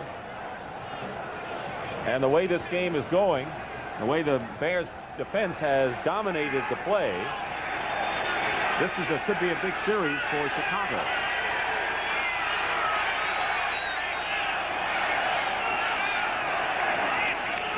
Payton has the 1st down. He was going for the 1st down, and Payton gets it at the 21-yard line. Biggie's run like this, you see it from ground level ever since he's been in the league, and he's only missed 1 game due to injury. He has total disregard for his body. Hitting it up here from the I formation. Nothing down there low. He takes it up over the top, and he's an acrobat. Payton has gained 40 yards and 8 carries, and Mike Ditka, who has seen a few in his time, says without question Walter Payton's the best football player he has ever seen. He only needed 1 catch today, Walter Payton did, to go past Ditka on the all-time Bear receiving list, and he's done that. He is 2nd now to Johnny Morris, former Bear receiver who once caught 96 passes in a season in a CBS telecast. 1st and 10 at the 21-yard line. McKinnon in motion. He has already caught a touchdown pass today. Matsui hit by Reynolds immediately at the 20-yard line. A pickup of 1. It'll be 2nd down and 9. A good inside-outside tandem the Bears have, and they can catch. Suey inside. Payton, of course, can go in either direction. Jay Saldi replaces McKinnon, so 2 tight ends in there now for the Bears. In fact, the way that this game is going with the weather and all, even a field goal would be a big boost to Chicago's hopes. Bears lead at 10-3. 5:20 remaining third quarter. 2nd and 9. Walter Payton inside the 15-yard line, shy of a first down by a couple of yards, and Lawrence Pillars makes the tackle, though, so they're going to their bread and butter now inside. Well, they were due to do that, especially as the weather deteriorates. Wendell Tyler on the 49er bench, 2 fumbles this afternoon, and the Bears have recovered both of them. 3rd down and 2 at the 13.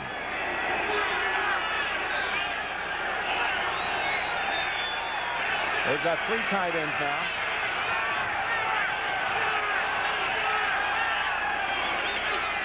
And Matsui has the first down.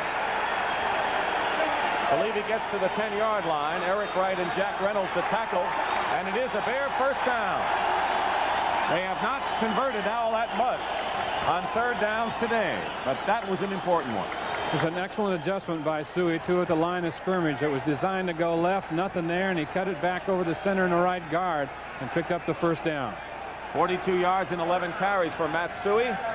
1st and 10 at the 10, and the Bears now are in a position where they can indeed get a first down without scoring.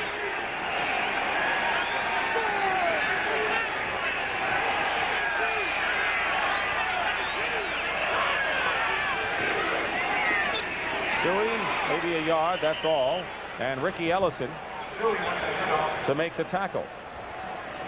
Chicago Bears have proven that they're a good bad weather team, and not only that, if you look at the records, I guess the last couple of years, the Bears probably have one of the best records in the NFL in December. Now, we're not in December yet, but you get the message. When the bad weather comes, the Bears are there. Minnesota leading New Orleans in the 3rd quarter. Washington leading Philadelphia. Jaworski has thrown 3 touchdown passes today for the Eagles. Tampa Bay over Houston. Right here it's 2nd and 9. Play action. McMahon to McKinnon.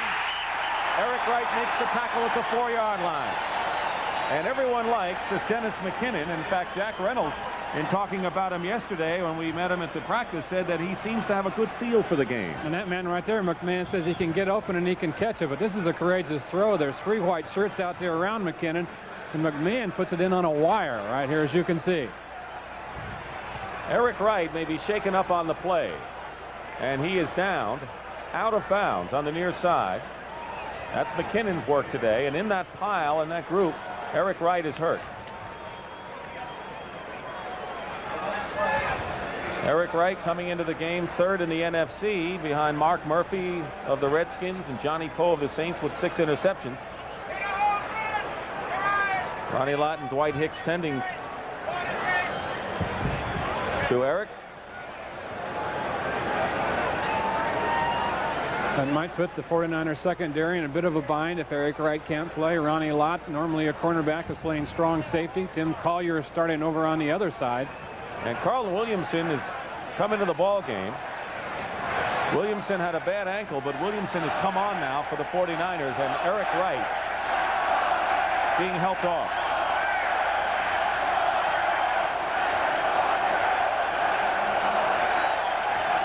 Coming up next, most of you will see the Green Bay Packers against the Atlanta Falcons. The Packers are a game behind Minnesota. Coming into today's action, the Vikings are leading New Orleans. Some of you will see the Giants against the Los Angeles Raiders. But in that Green Bay-Atlanta game, it'll be Lynn Dickey and Steve Bartkowski. And you know about Bartkowski and his ability to bring the Falcons back on that Hail Mary pass last week. Well, they played the spoiler last week, and they want to continue doing that the rest of the season to build a foundation for that franchise. So Wright is out of there, and Carlton Williamson has replaced him. There's Williamson, who missed half of the year with a broken leg. 3rd and goal on the 3.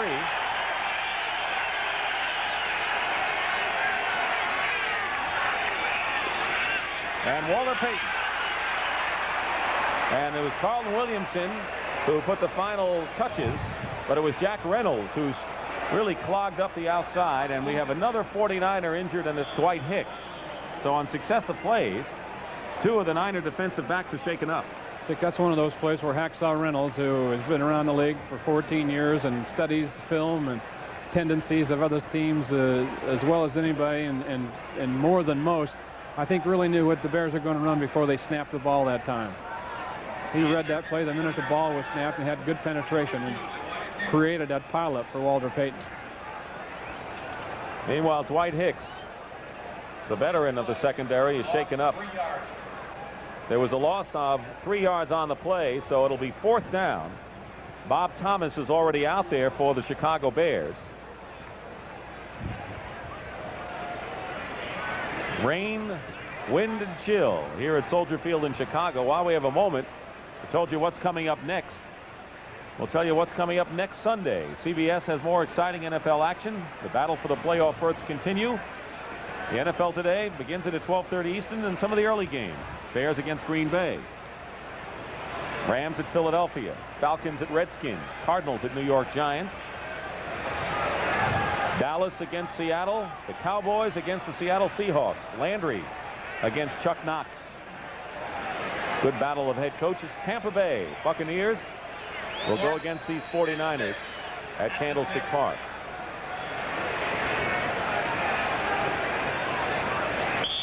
Bill Walsh trying to see his club not fall behind in the race. You know, the 49ers do not have control of their own fate in this race, which we'll tell you about. It'll be a 23-yard attempt. Bashnagel holding for Bob Thomas. And the kick is good. So Bob Thomas, who kicked a 29-yarder earlier, now kicks a 23-yard field goal, and the Bears lead the 49ers 13-3. Back here in Chicago, Bob Thomas will be kicking off for the Bears, who now lead it 13-3. The Bears shutting out Tampa Bay last week, their first shutout in 3 years. Their defense has been stronger.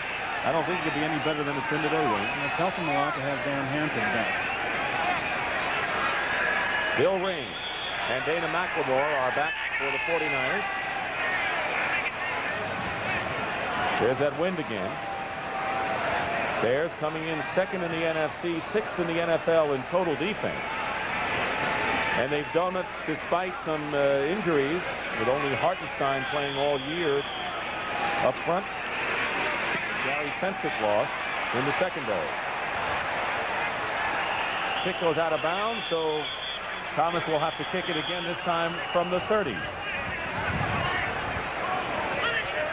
The San Francisco 49ers, as you know, came into this game tied with the Rams for first place in the NFC West, 7-5 record. But the difference now is that the 49ers and Rams, if they win the remainder of the games, the Rams would go with a better division record since the teams split in battles head-to-head. The graphic right there points that out, and you can bet the Rams, who are playing a later game here this afternoon, will be watching the scoreboard.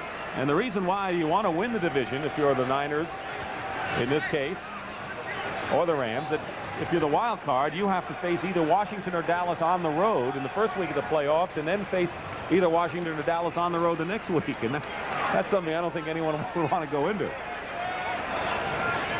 So there's a lot riding on the rest of the season in the NFC West. First place becomes more paramount than on the surface. Dwight Hicks shaken up. Good comeback. Dana McLemore bobbles the kickoff. Turns the corner and is knocked out of bounds at the 35-yard line by Brian Bashnagel. And really knocked away.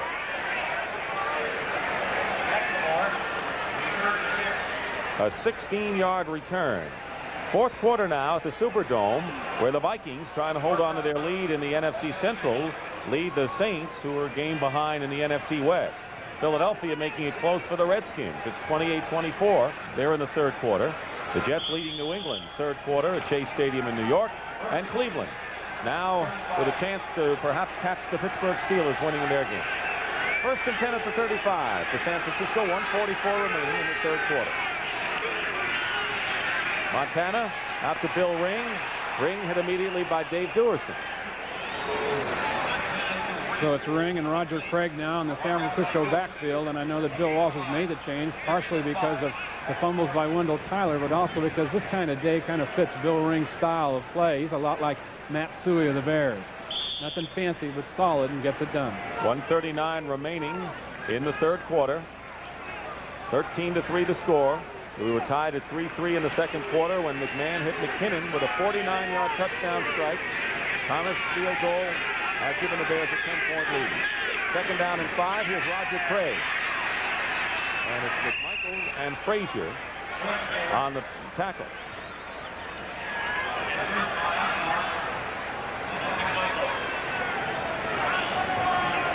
McMichael is number 76.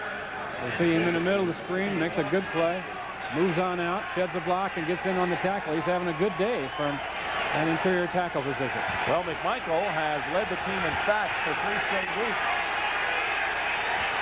Started the year at left tackle, now playing at right tackle. It's 3rd and 2. Montana has Roger Craig, who's hit and does not have the first down.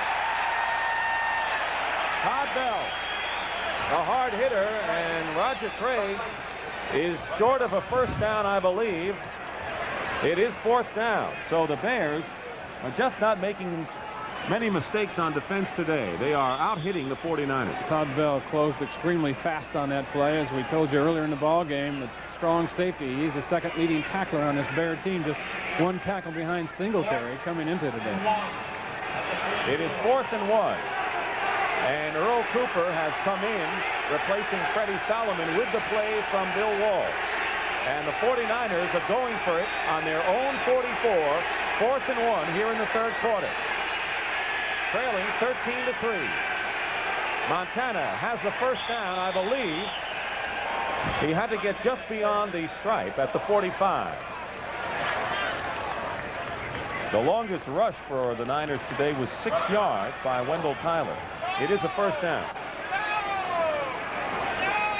He used his center Fred Quillen, and the right guard Randy Cross went in the seam between them.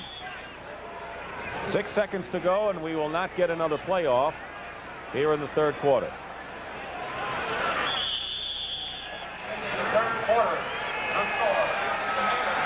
And there's the end of the third quarter.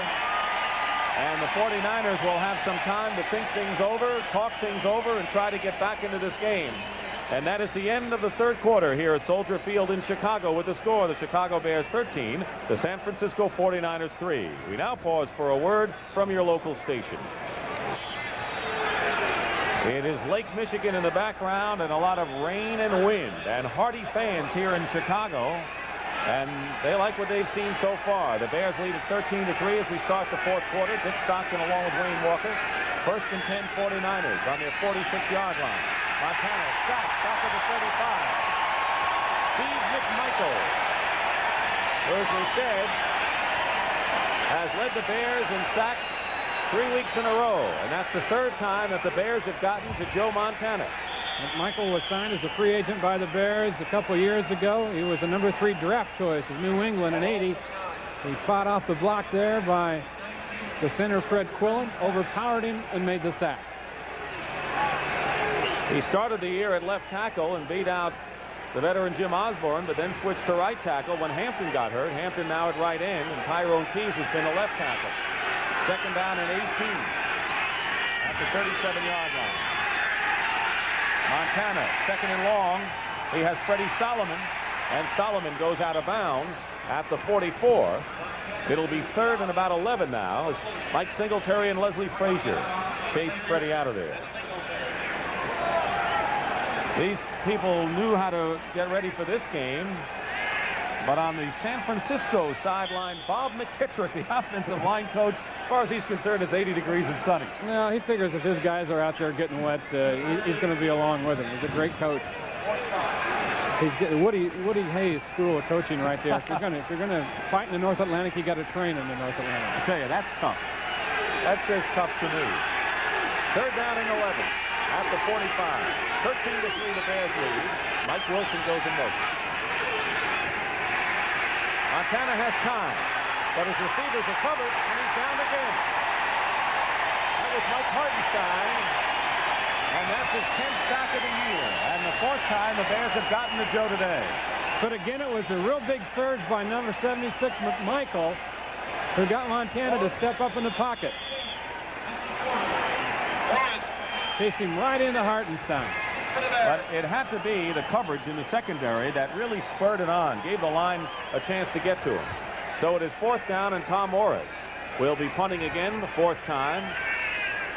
Dennis McKinnon is deep for the Bears.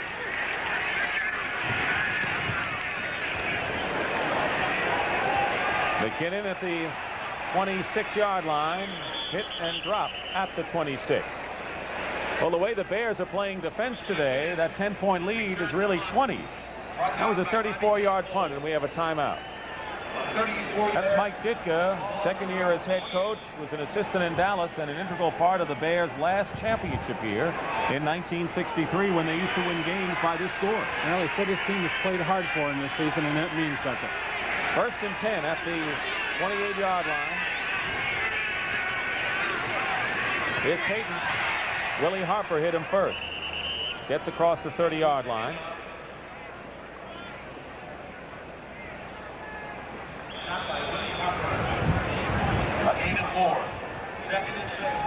Chicago Bears lost 3 games early this season by 3 points. They have really come on now, and he feels that there are some clubs that are playing their best ball. The Lions he named as one, and his own team has to be included. He has been weeding out the people he doesn't like, and he says that task is not complete. 2nd down and 6 at the 32-yard line. McMahon with enough time. Saldi, the intended receiver, was hit by Ronnie Lott and hit hard. It'll be 3rd down. Interestingly, how McMahon is going to the air on 2nd down with a 10-point lead with a lot of time to go. He is 11 for 19 for 159 yards and doesn't mind putting the ball up. That was definitely a passing situation. You think that he might keep it on the ground because of this weather and with a guy like Walter Payton back there, but you just can't go solely to the running attack. You can't sit on this kind of lead, and you have to confuse the defense and mix it up a little. 3rd down and 6.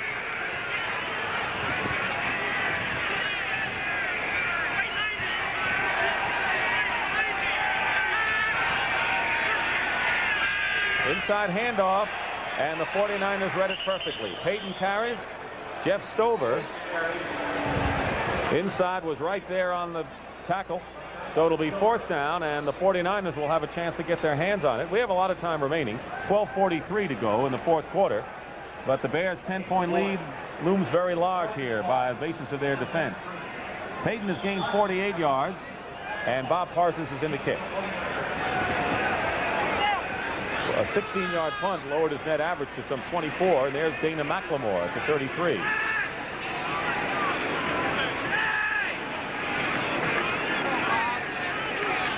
'49er almost moved in the line, no penalty flag down, and McLemore on a good kick by Parsons back at the 25.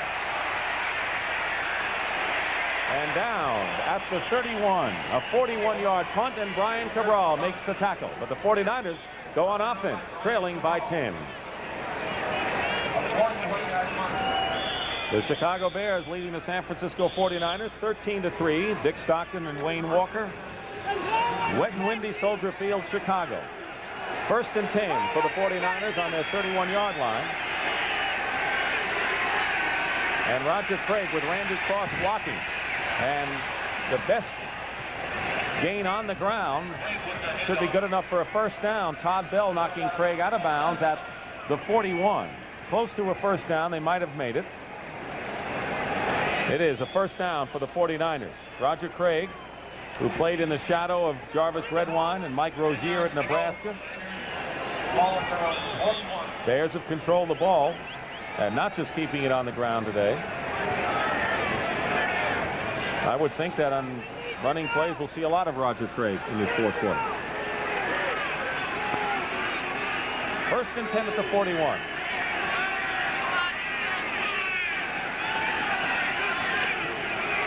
Here is Craig. He gets a couple.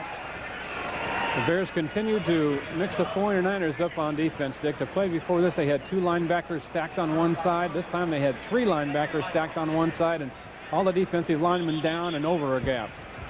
So they're giving them different looks on defense on every snap. Mike Singletary is shaken up, and he's a man the Bears can ill afford to lose. He has really developed into a Pro Bowl candidate in his 3rd year out of Baylor.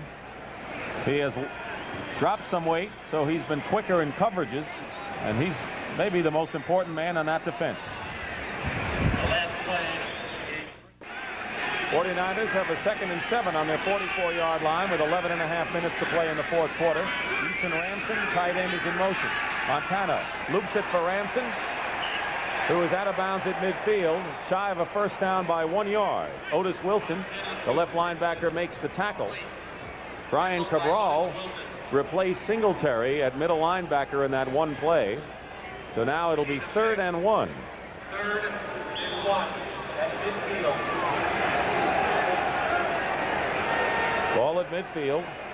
Singletary is back in there for the Bears. There's Mike.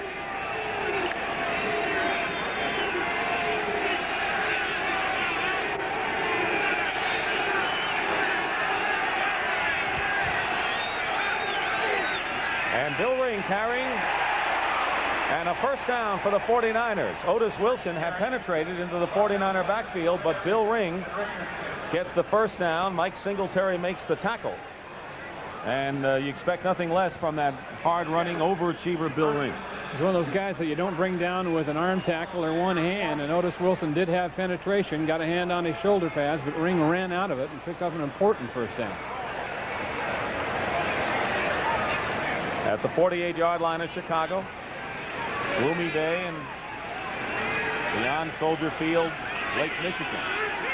So a lot of white caps coming in today from our hotel. Montana 1st and 10 at the 48, steps up and finds Roger Craig, who breaks the tackle. Finally, Mike Hartenstein brings him down, and a 9-yard pickup for the San Francisco 49ers. Otis Wilson had a shot. There is Vince Evans, who has announced his intention to go to the United States Football League.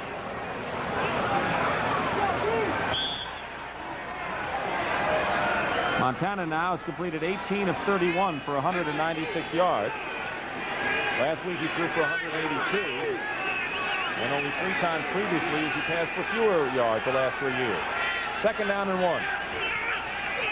Craig stopped at the 40 by Dan Hampton, and a loss of about a yard on the play. A loss of 1.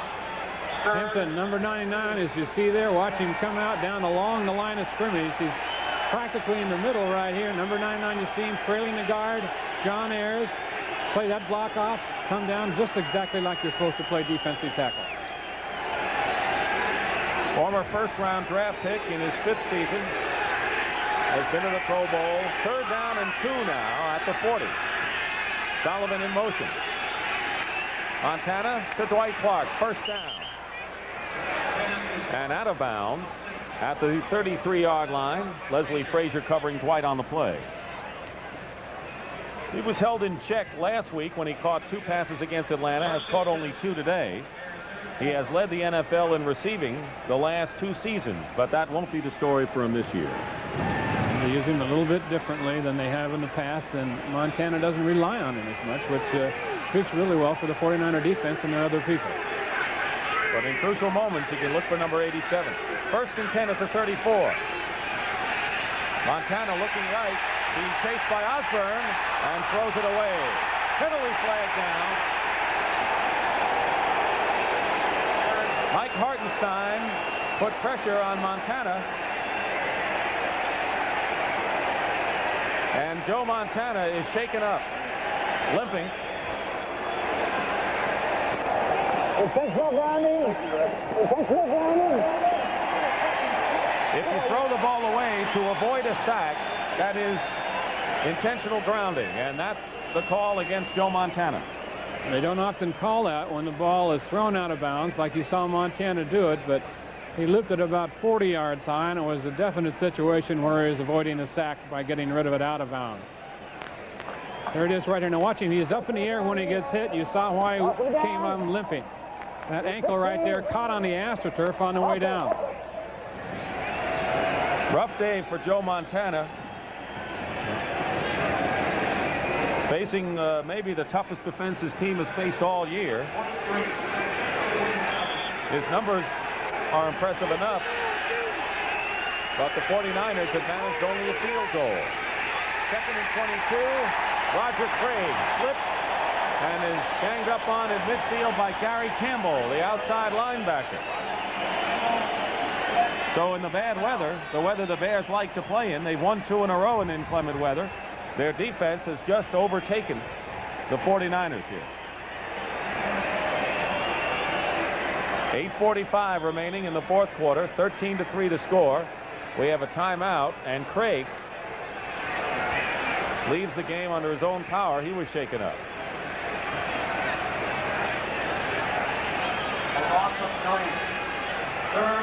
Third down and 26 now for the 49ers.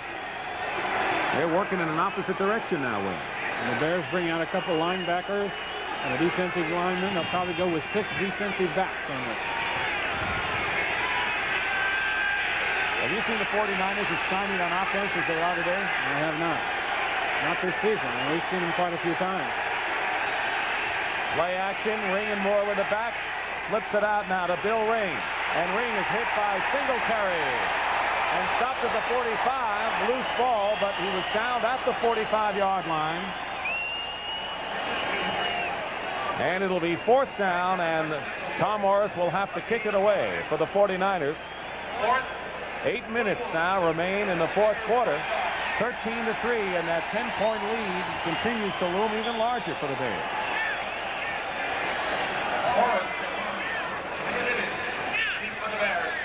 McKinnon is deep.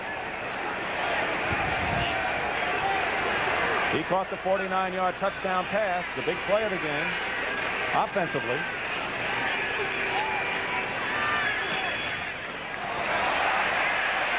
Morris kicking it around the 20-yard line where Dana McLemore downs it right at the 20. 7.5 minutes in the 4th quarter remain. 13-3, the Bears lead, and they go on offense when we come back. Bill Walsh trying to find the answer, and it's not an easy one. The Bears lead 13-3, but it's bigger than the score there indicates. 1st and 10 at the 20. Thunderstorms were predicted, and we have not seen the lightning, but we think we heard the thunderstorms just then. Walter Payton is the lone setback, and here is Payton to the 23-yard line. Lawrence Pillars and Willie Harper make the tackle. I think this is a very important sequence of downs for both teams now. The 49ers are in a situation where they can't afford to make a mistake. The Bears can, because they lead here by 10. But for the Bears, if they can control the ball on the ground here, move it downfield by mixing in the passes, they can use up enough time where they put the 49ers in just desperation time. That's why this down particularly could be important. 2nd down and 7 at the 23. Under 7 minutes remaining. Willie Gault comes out to the right. McKinnon in motion, and here is Payton with a lot of blockers in front of him. Walter Payton has a 1st down beyond the 30-yard line. Jack Reynolds caught him from behind, but not before the Bears, I believe, have picked up a 1st down. It is, and the clock continues to run. Payton got great blocks that time from the 2 guards on the pull, Kurt Becker and Noah Jackson. The attendance today at Soldier Field, we had a sellout. All the tickets were sold for the contest. 40,483. 25,310 no-shows. But I got to really tip my hat to the fans who came here and stayed here. 1st and 10 at the 31 for the Bears. Under 6 minutes now.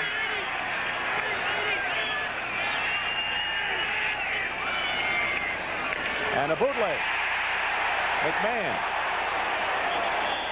And it was Tim Collier who came up from his cornerback position to bring down Jim McMahon at the 37-yard line.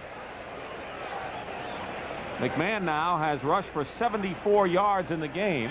Payton has 59, Suey 42. I bet they haven't seen 70 yards from a quarterback here since the days of Bobby Douglas. That's right. Joe Montana's best day rushing was 50 yards against the Miami Dolphins. He can run when given the opportunity. Meanwhile, the clock continues to tick away. And the Bears lead. Solid right now at 13-3.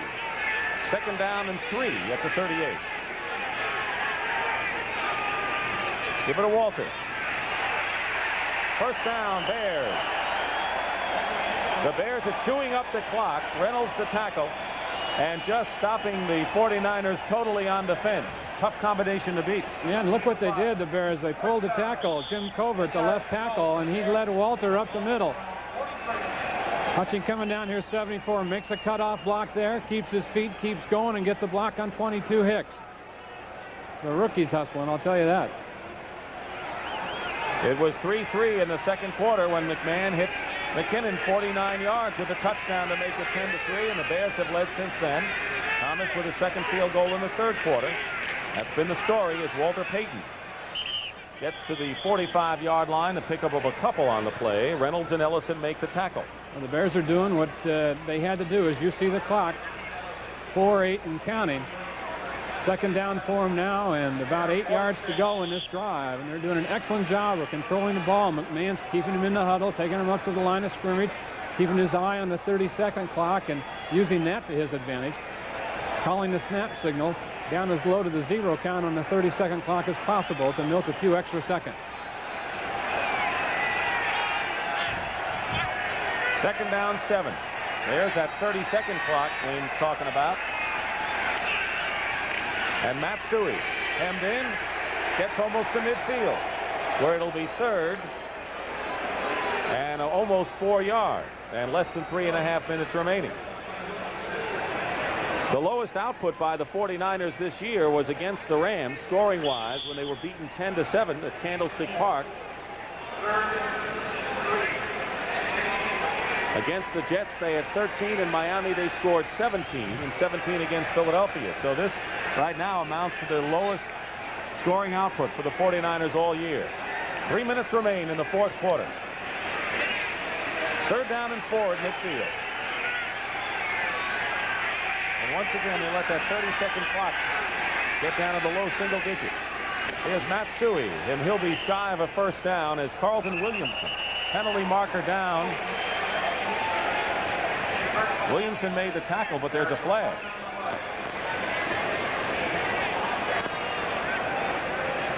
It's against Chicago.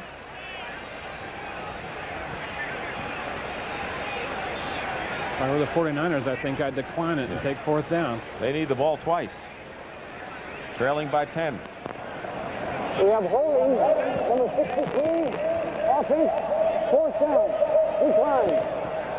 Jay Hilgenberg, the center, holding on the play, so that it is indeed declined. It'll be fourth down, and the 49ers with 2:44 will get another chance. There's Bob Parsons to punt from the 35, and the rain continues. You can see it beyond Parsons. And they try to draw him off here. Good kick by Parsons. And McLemore at the 10. Brings it out to the 18-yard line. Tackled by Baschnagel. 49ers will go on offense first and 10. They're down by 10. They need the ball. They need to score at least twice more. Fourth quarter with 2:34 remaining, and the Bears lead the 49ers 13-3. With New Orleans leading Minnesota 17-13, the NFC Central Division could really tighten up. Minnesota loses, they'll be in a tie with the Lions, who beat the Steelers Thanksgiving. The Packers play Atlanta next. Most of you will see that game, and the Bears could move to within one game of first place Minnesota. So the NFC Central tightens up in the final week. First and 10 at the 19, and Roger Craig can't hold on to it. Otis Wilson was defending on the play. Ordinarily, you would think 2:29, Montana can move the ball downfield, but the weather, of course, presents another problem. Well, it really has deteriorated here, especially in the second half. It's raining as hard as it has all day, and it's probably colder and windier than it's been, so it's very difficult for both of the quarterbacks to work downfield right now. Second and 10.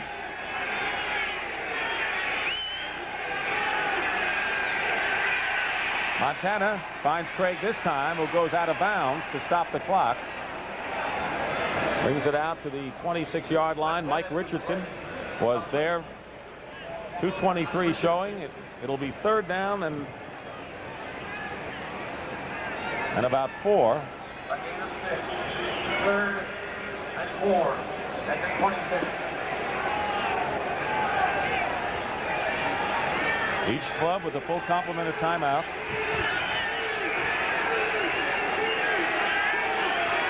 Third down and 4. 49ers have 2 downs to make the first down.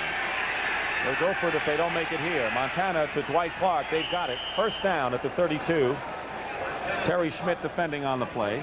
3rd catch of the day for Dwight Clark. Line up without a huddle.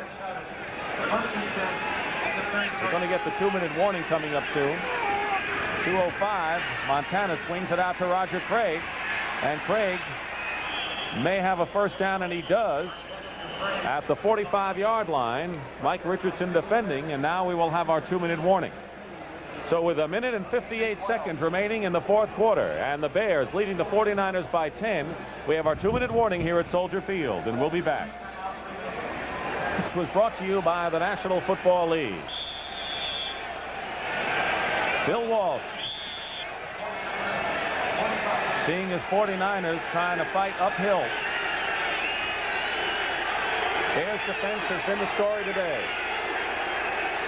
1st and 10 at the 45. Mike Hartenstein might have seen Fawnhorse move. Well, start. 71. It's on Fawnhorse, 5 yards. Tonight on CBS, you'll see 60 Minutes, followed by Memorial Day, and then Trapper John M.D. all tonight on CBS. Well, start. 71. Keith Fawnhorst on the false start, make it 1st and 15, and the ball's back at the 40 now, with no time ticking off the clock. Still 1:58. Here's Russ Francis. Montana up the middle. And Mike Richardson got a piece of the ball, and now they're going to call pass interference against the Bears. Mike Wilson was the intended receiver, and Richardson might have used his left hand. Defensive pass interference. 27. It'll be an automatic first down for the 49ers, and only 4 seconds tick off the clock. And the Bears haven't slowed down a bit on their pass rush, Dick. Although they're not getting to Montana right now, they're getting good penetration, getting their hands up, and he has to throw in between cracks and through hands and arms. Keep in mind, the 49ers need 2 scores. They're down by 10. 1st and 10 at the 48-yard line. Montana out to Bill Ring, and the Bears converge. And Ring picks up 5 yards on the play. Mike Singletary, Todd Bell in on the play. We called 2 plays in the huddle there. 2nd and 5. Mike Wilson at the 40 has a first down. Mike Richardson defending on the play. They blow it dead at the 40. And the clock continues to run. Niners have all of their timeouts remaining, but they've got to get the ball again, even if they do score here. Bill Ring goes in motion. Montana under pressure. Penalty flag down. And that was Otis Wilson and Dan Hampton, but it was Wilson who really threw Montana down, and we may have a holding penalty.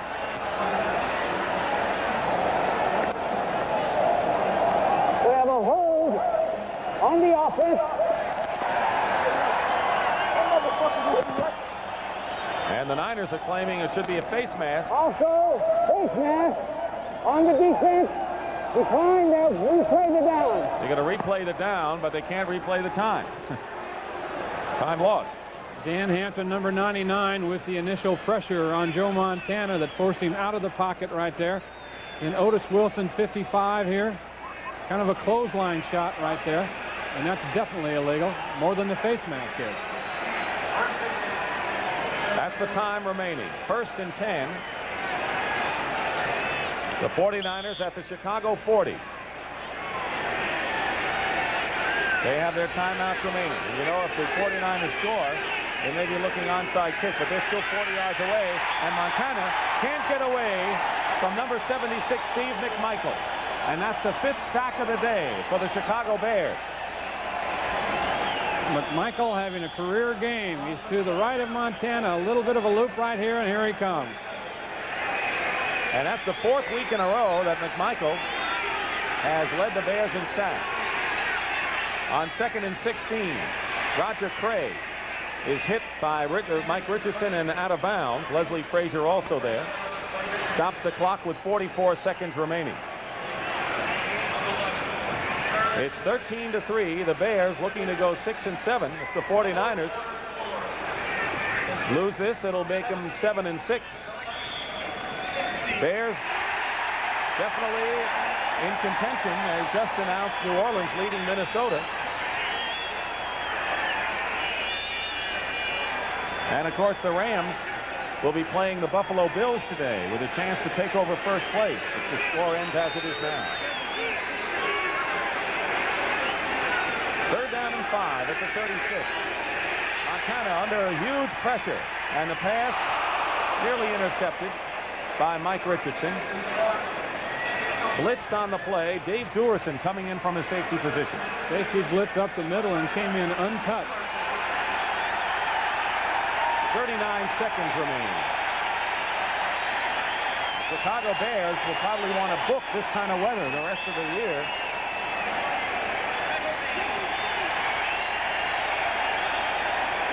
The Bears are headed for their 3rd straight victory. Mike Ditka seeing his club develop more and more as we reach the latter stages of the season. 4th down and 5. Incomplete, intended for Clark, and the ball goes over to Chicago. Mike Richardson defending on the play, and that will tell it all today. That picture tells the story. Joe Montana having very little chance against the Chicago Bear defense, which is as good as you'll ever see. It was like he was under siege today. The linemen got good penetration all day against the San Francisco offensive line. They mixed up a number of linebacker blitzes and safety blitzes and had them totally off balance. So the San Francisco 49ers headed for their 4th loss in their last 5 games. And on top of that, their 3 points would be their lowest point total since 1977.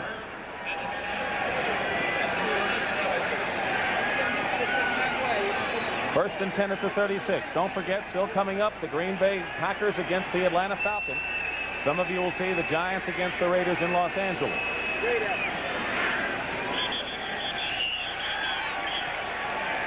The Niners still have timeouts to use, and apparently they're not going to use them. That should be it. The big offensive play in the 2nd quarter, breaking a 3-3 tie. Jim McMahon, a 49-yard touchdown pass to rookie Dennis McKinnon. But the name of the game for the Bears today was defense.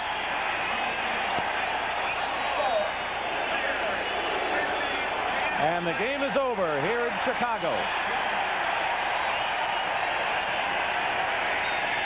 The Bears defeat the 49ers 13-3, and for Mike Ditka, his 3rd win in a row.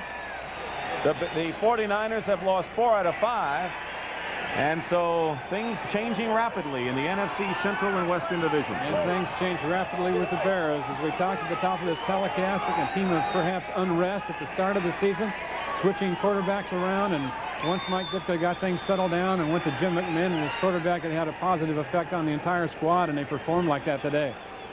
Not that the 49er defense didn't play well, but Bill Walsh said, if we come out with a crisp defensive effort and make things happen tomorrow, I know the team is on the beam. Well, the Bears that would always be a carryover to the offense, but the Bears defense didn't let that happen. So the final score, the Chicago Bears 13, the San Francisco 49ers 3. Coming up next, most of you will see the Green Bay Packers against the Atlanta Falcons. Some of you will see the Giants against the Los Angeles Raiders. CBS Sports coverage of the National Football League will continue after this word from your local station.